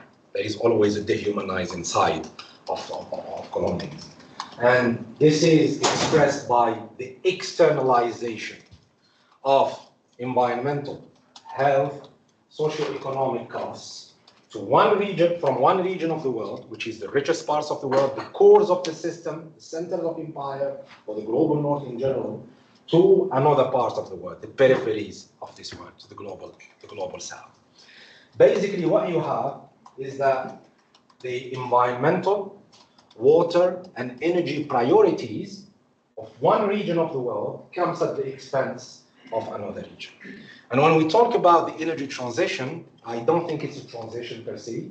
It's, I think, much more accurate to talk about an energy expansion or an energy addition, because we're seeing more investments in fossil fuel extraction and infrastructure, but at the same time, we're also seeing more investments in renewables. But renewables are not displacing fossil fuels yet.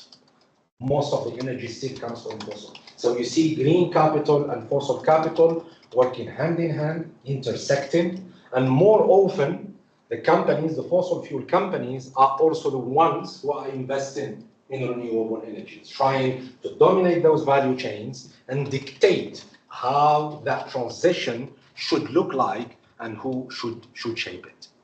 But let's suppose that there is a kind of a transition or move towards renewable energy.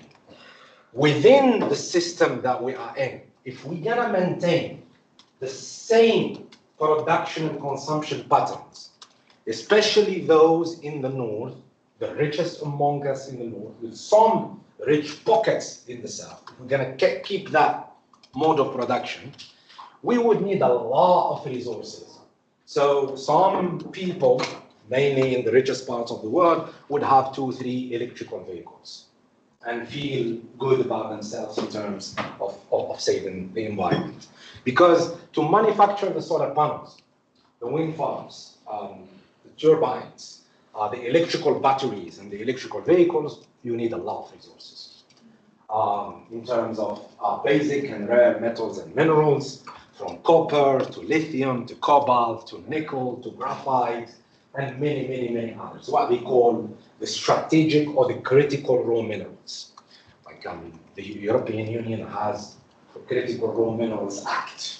The same thing in the US, defining which minerals are really important and where you should get them and from where and how you dominate the processing of those minerals. So if we're gonna maintain that same capitalist, let's say green capitalist model of production and consumption, you would need to get those resources somewhere. A lot of those resources are in the global south. Democratic Republic of the Congo is one of the richest countries in cobalt. Cobalt is used in some type of electrical batteries. Nickel from Indonesia, the lithium triangle in Latin America, Chile, Peru, and Bolivia, Zambia, Myanmar. There is a war going on in Myanmar, the DRC, as I mentioned, the Congo. There is another extreme war taking place with, child exploitation in the mines. So we really need to put the discussion of degrowth on the table. I think it's really important. Degrowth with decolonization, degrowth in the north and the richest pockets in the south. Because you cannot degrow everything. I think you degrow the socially and necessary production and consumption. There are things that shouldn't be produced in society. Luxury goods, jet sets, yachts, and many, many, many other things that really shouldn't be produced because they are wasteful, they emit a lot of CO2, they destroy the environment, but also they destroy other areas and create sacrifice zones in the south where those countries need to produce those materials to satisfy that capitalist machine. Green grabbing refers to land grabbing or a supposedly green agenda from taking land and doing agrofuels, shifting the production from food that people need to eat, or the conservation projects where indigenous communities are being displaced in the name of sustainability, but also some of the agro-pastoralist communities whose land is being taken away to build big solar plants and wind farms without a proper consultation process, without their consent. Okay, let's go into a few examples. So, the offsets that I talked about. So there is a huge market in terms of the offset. We call them carbon credits, carbon permits. I think it's much more accurate to call them pollution permits because they allow the economy to continue as it is, the biggest polluters to do whatever they want while pretending to do something about the environment. But much more importantly, what it shows, so you have this Emirati company that joined the bandwagon because there are many companies doing that in the West, in China, in India, but also in the Gulf countries, selling these these pollution permits. They acquire huge surfaces of land. So this company acquired forests in 5 countries, Tanzania, Algeria, Zimbabwe, Zambia, and Kenya. And when you look at the surface, it's shocking. 10% of Liberia, 20% of the area of Zimbabwe, just to sell those carbon credits. But they don't tell you that they are displacing local communities, that they're displacing indigenous communities. And these projects are mainly profitable for those companies because the local governments actually take only 25% of the profits. So most of the profits. But much more importantly, I think the argument here, look what we're doing. We're shifting the responsibility of mitigating the climate crisis, of reducing the CO2 emissions from the historically responsible industrialized West, from the biggest polluters, including the Gulf countries in here, to the least responsible regions and countries, the more vulnerable to climate crisis, and the least equipped in terms of finances and technologies to tackle that climate crisis. The whole continent, African continent, is only responsible for 4% CO2 emissions per year. So this is, the green colonialism that we're doing. And it happens through capitalist ways and dynamics. What is that solar plant? This is a solar plant that I looked at since 2015, 2016. It was launched actually just before the climate talks in Marrakesh in 2016. And at the time it was described as the biggest solar plant in the world. I think it remains one of the biggest solar plants in the world. And the Moroccan monarchy was praised for its green credentials and going down the path of sustainability. But a little scratch under the surface would reveal a bleak picture. First of all, it is a land grab or green grab. The 3,000 hectares where the solar plant was built were taken away from the local pastoralist communities without their approval and consent. Actually, what they did, this is a World Bank and African Development Bank and other banks sponsored projects. they did like what they do, the human rights and environmental assessment, right? They do those things. And they said, yeah, there was a consultation of the local community, and Karen Rignon, an American anthropologist who spent a lot of time in that region, documented the process of that consultation. You know what they did? Because it's a tribal system in that area, there is a kind of a representation system that was inherited from colonial times under the French, where those tribes and communities have one representative, 2, 3 representatives. So they went just to those representatives, took them to a 5-star hotel, told them, look, there is this amazing project that is happening. This is the project of the king. And when you say the project of the king in Morocco, you cannot say no.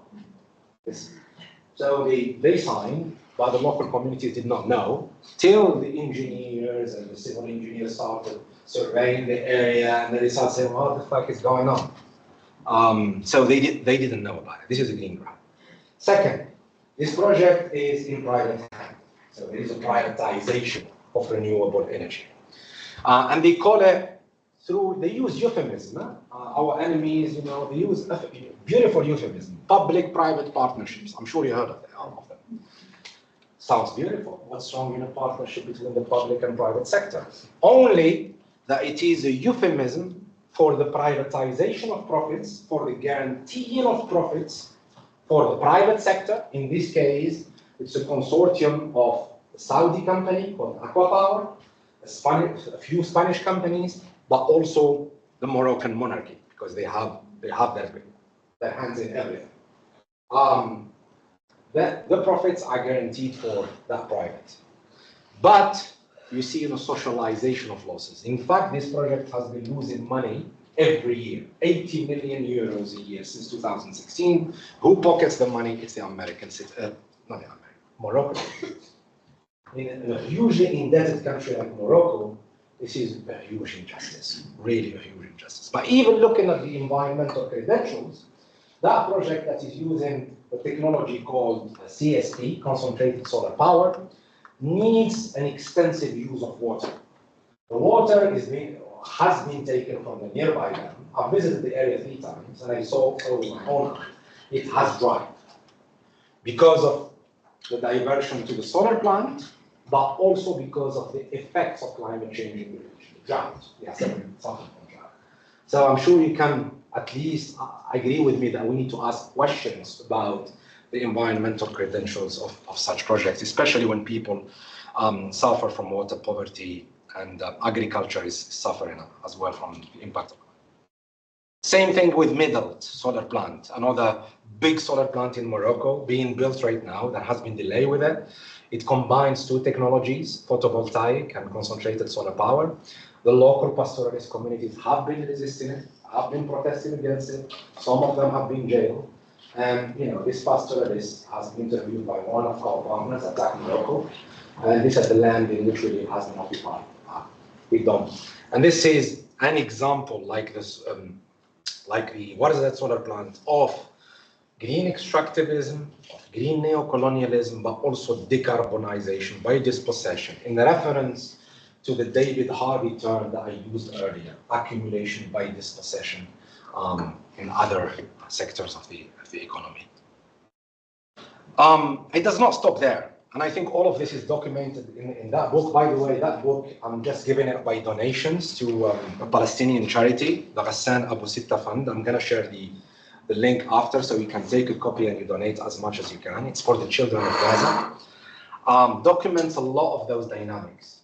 The privatization of energy, the involvement of international financial institutions pushing for more privatizations, and the infiltration of international capital into these countries. Egypt, Tunisia, Morocco, Jordan, but also the push towards export. Like they are not doing it saying, you need to have your own self-sufficiency in terms of energy, access of green electricity to your own people. No, export. There is an export orientation. Tunisia. So Tunisia is a small country, 10, 11 million people. Tunisia's share in terms of CO2 emission is 0.07%. It's almost nothing, right? So it's not really responsible. It's not big CO2 emitter. But when you look at its strategy, in terms of tackling the climate crisis, because there are two strategies put forward by the UNFCCC, which is the UN agency responsible for tackling the climate crisis. There are two strategies: mitigation, which means reducing CO2 emissions through decarbonization, going to renewable energy, and then you have climate adaptation. Climate adaptation, you adapt to the impacts of climate crisis: droughts, water poverty, floods, wildfires, and so forth. So it is a general agreement that climate mitigation should be the responsibility of the most industrialized and richest nations, the biggest polluter nations. And climate adaptation is the priority of most countries in the global south, because the vulnerability, most of the vulnerability is already there. But Tunisia has this lopsided. So the governments there did the opposite. They put more money and investment into climate mitigation to reduce the CO2 emission. So 70% actually into climate mitigation, around 30% for climate adaptation. Tunisia faces huge impacts of climate crisis. They are facing huge water poverty, especially in the last 6 years. They are really struggling, and it's impacting the agricultural sector, and it's impacting people as well. So instead of putting the money, they are putting it into building, solar plants and wind farms, attracting private capital, foreign and local, to do those projects. So you would ask, what's happening there? Why Tunisia is going down that path?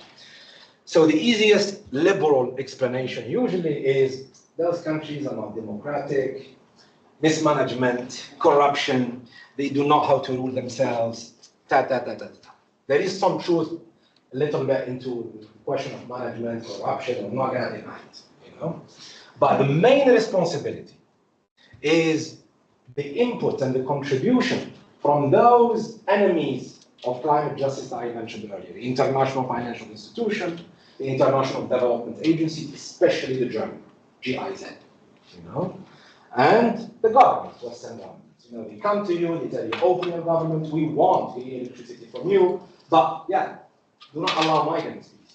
Keep them there. And that's what we're seeing in Tunisia. That GIZ that I mentioned, the German Development Agency, has an office in the Tunisian Energy Ministry. An office, big office. Imagine, how can I say, the Iranians having an office in the UK Energy Ministry. It will be a scandal. How come this is neo-colonial? It's exactly the same. But, they frame it in a different way. It's about, how can I say, aid, international development. We are collaborating with you. And then they put the money with their own conditions, and they ask you to do something. But what I wanted to say here, so I can shift to the export orientation, is the Tunur project. So the Tunur project is also a project that was planning big solar plants and wind farm, solar plants in the south of Tunisia, in the region called Beldi. At the time, I remember when I wrote an article criticizing it, their website was saying it clearly: we're gonna build that solar plant, which is bigger than the ones that I mentioned in Morocco, to export all green electricity, to export it, all of it, to Italy, the European Union, and the UK. It's a project, a private venture project between British, Italian, Maltese, and Tunisian entrepreneurs. They're capitalists, let's use that word. And then, you may ask, what's wrong in Tunisia building those big projects and using its desert and Sahara so it can help other countries to reach their climate targets and safeguard their energy? Let's talk. Tunisia. It's electricity, electricity system. 60% of it comes from imported Algerian gas. 60%. And an additional 11% electricity comes also from Algerian gas. So Tunisia is not self-sufficient at all in generating its own electricity, right?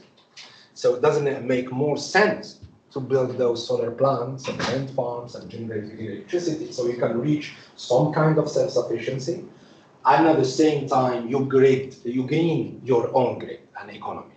I think that should be the first thing that you need to think about. But capital does not think that way. For them, who's gonna pay more? Is it the Tunisians or the Westerners? I think that the answer is clear. Another project that I saw at the height of the pandemic in 2021. This project called X-Links. I saw in 2021, I read the article in Bloomberg. It's a project proposed by a British investor who is the ex-CEO of Tesco, the big food market in the UK, with other companies, Saudi Aquapower and other companies as well.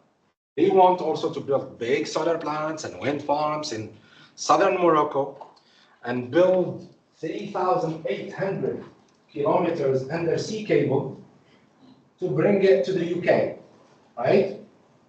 Look, I didn't believe at first that this can happen. Look at the astronomical cost, $22 billion, and we need to ask who's gonna pay. And then logistically also is a lot. But the CEO of this project, actually he wrote an article a few weeks ago that we are trying to respond to in the Telegraph, complaining that the British government is not speeding up the process in terms of committing to it, in terms of putting money. And he's saying, look, if the UK is not going to take it, we're going to take it to Germany. look at, yeah, I think, yeah, maybe he's going to do it. Yeah, so yeah, I think maybe it's closer here. I have no idea. Let's see. But that's what he's saying.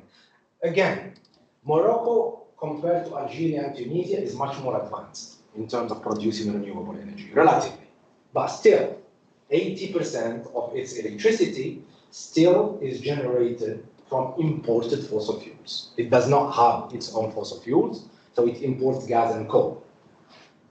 Okay, so doesn't it make sense to build these to produce your own green electricity for your own people, rather than just thinking, so we are seeing the same patterns of extractivism and grabbing. It's the usual colonial scheme that is being unfolded in front of our eyes, but this time under the pretense of international development, win-win situation. We're gonna create jobs in Morocco, and we're gonna, produce green electricity for 8 million people in the UK. That's what they're saying. 8 million people in the UK. Colonialism and spatial technofixes, always thinking about technology as if it is our redemption, and it's gonna resolve all the problems without a political will.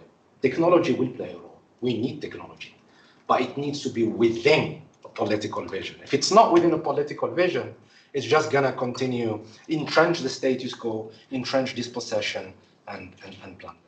Green hydrogen is the same question. And we published actually 2 case studies, one on Morocco, one on Tunisia. We're doing another one, 2 more on Egypt and Mauritania, looking at these projects. And these projects are happening everywhere. In Namibia, that video that you saw, the Namibian fighters sharing Namibia should be free. The Germans are pushing for it there as well, in South Africa, in some other countries in Latin America, and so forth. Green hydrogen, just to give you what it is.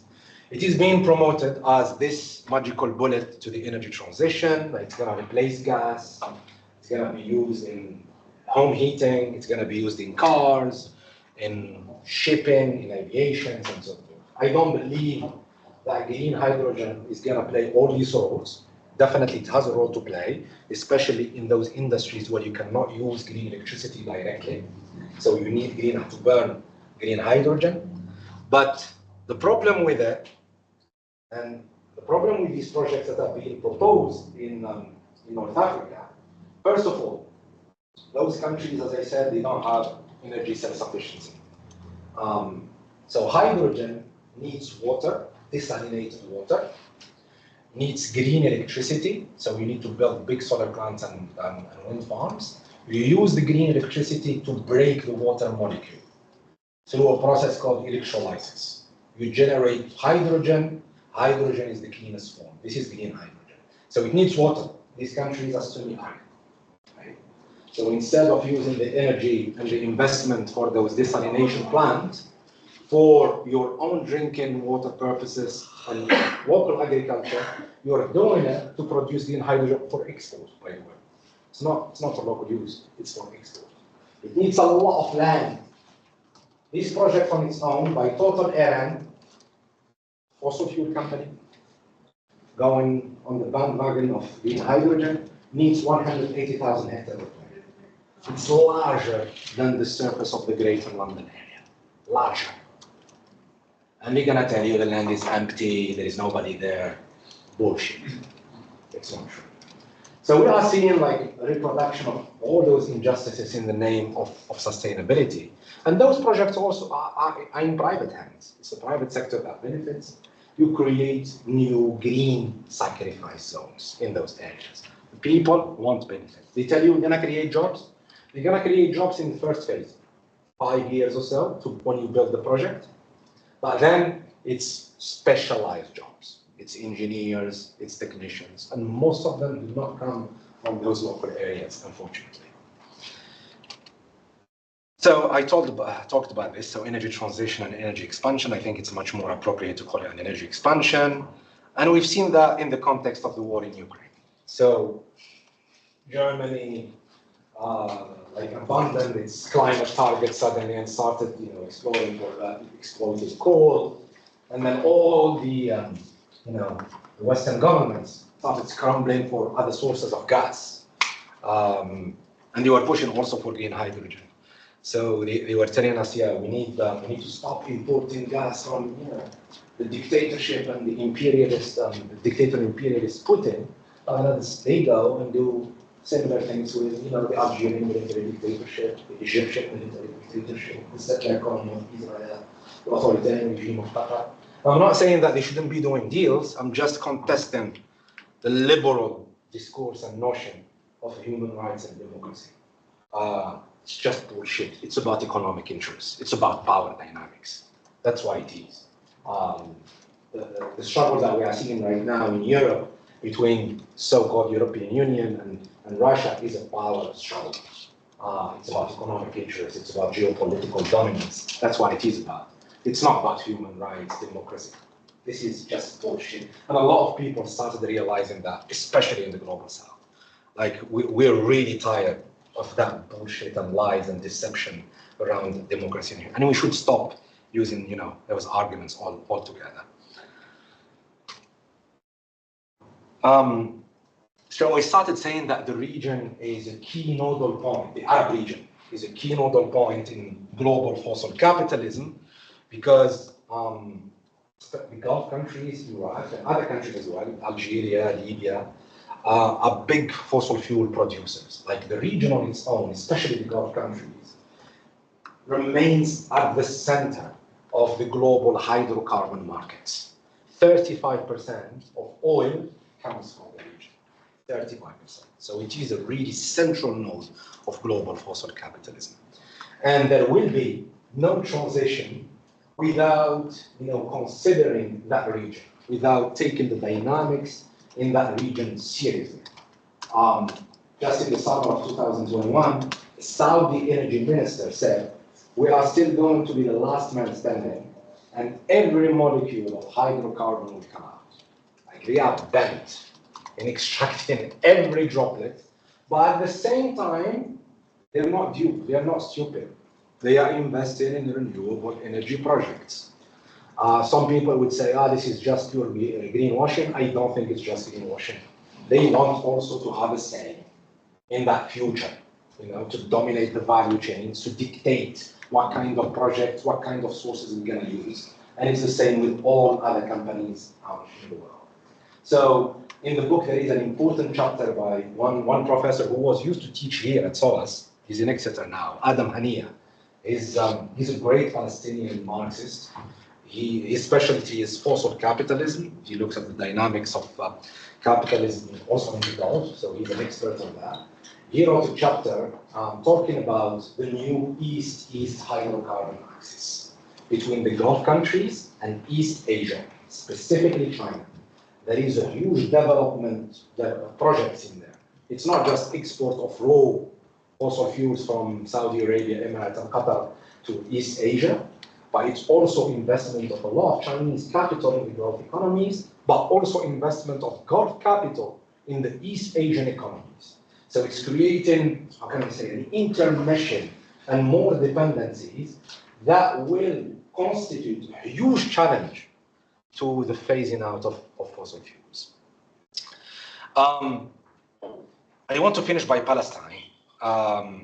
So I talked a lot about green neo-colonialism, green extractivism, but as I said earlier, what takes place in colonized land, in occupied land, is just colonialism. You can call it whatever you want. Fossil energy colonialism, green colonialism, and so forth.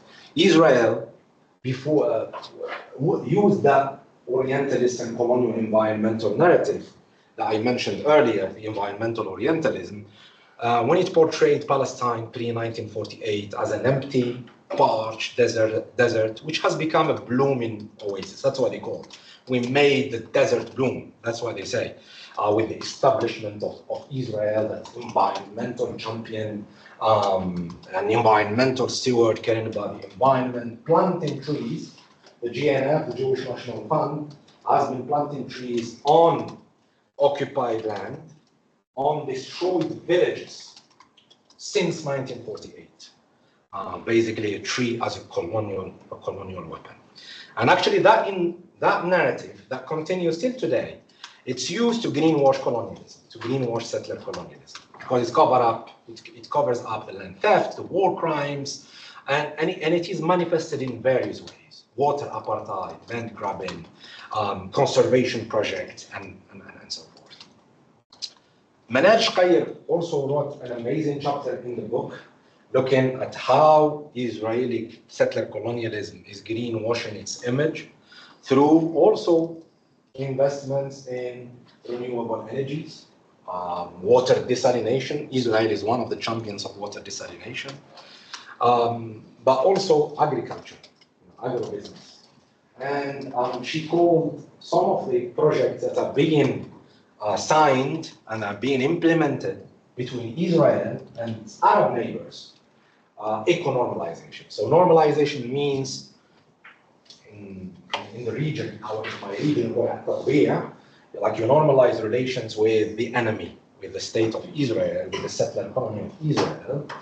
That started with Egypt in 1978, and then Jordan in the 90s, and then the second wave of normalization took place in 2002, and then the tutelage of Trump, where we saw Morocco, Emirates, Bahrain, and Sudan normalizing their relations with Israel.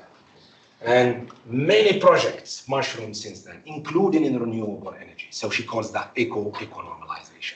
One of them is this prosperity project, blue prosperity and green. It is halted now because of the genocide, so we couldn't do it, but I'm sure we will do it at some point. Let me tell you what it is a little bit. So there are two legs of it, prosperity blue and prosperity green. So Israel will build a desalination plant on the Mediterranean and will transfer water to Jordan, to parched Jordan, because Jordan is facing a water crisis because of drought, but mainly because of the water theft and plunder by Israel for decades. This is what is masked, you know. And at the same time, the Emirati master company will be building a big solar plant on Jordanian land where the green electricity, the whole of it, goes to Israel. You may say, okay, it's a win-win. Forget about colonialism, forget about the Palestinians, but yeah, Jordanians need water and so forth. But when we put it in the context that Jordan, a few years earlier, signed a deal, a gas deal with Israel to get gas from Israel, from the Leviathan field that I mentioned in the Israel, with the amount of 10 billion. The Jordanians rejected this big time, but anyway, it was signed. So the Jordanians get gas from Israel. You have already a dependency there. So why do you build that big solar plant and send all that electricity to them? Doesn't it make more sense to use that electricity for you. So in here, those dependencies, they are not just greenwashing or just purely economic, because Israel, through that normalization agenda, including in the renewable energy sector, creates new dependencies and inserts itself in the regional economy from a dominant position. That way, by creating dependencies, what would become, what the picture becomes for the Jordanians, for the Moroccans, for the Sudanese, for the Emiratis, and so forth, their food, their energy, and water security becomes much more important than the Palestinian cause. That's why we need to fight normalization. We need to push for BDS as much as possible everywhere in the world where we are. The climate crisis. The impacts of the global climate crisis in Palestine are not just differentiated through class, race, gender, urban, rural, north, and south, but they are also differentiated through colonized and colonizer lives.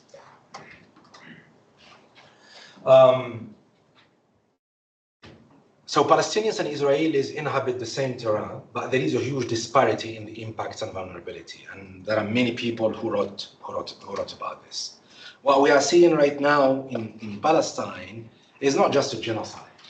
I think words fail to describe exactly the utter destruction and the annihilation of people and their livelihoods. It is also an ecocide. It is also an eco-water apartheid. It's environmental warfare. And for me, I think the much more accurate description is a holocide, which is the annihilation of the whole ecological and social fabric of life itself. So what I want to say, like in the next two slides, is the Palestinian liberation or the Palestinian cause should not be seen as primarily or as merely a human rights or moral issue. It is a human rights and moral issue, but it's not primarily and merely a human rights issue.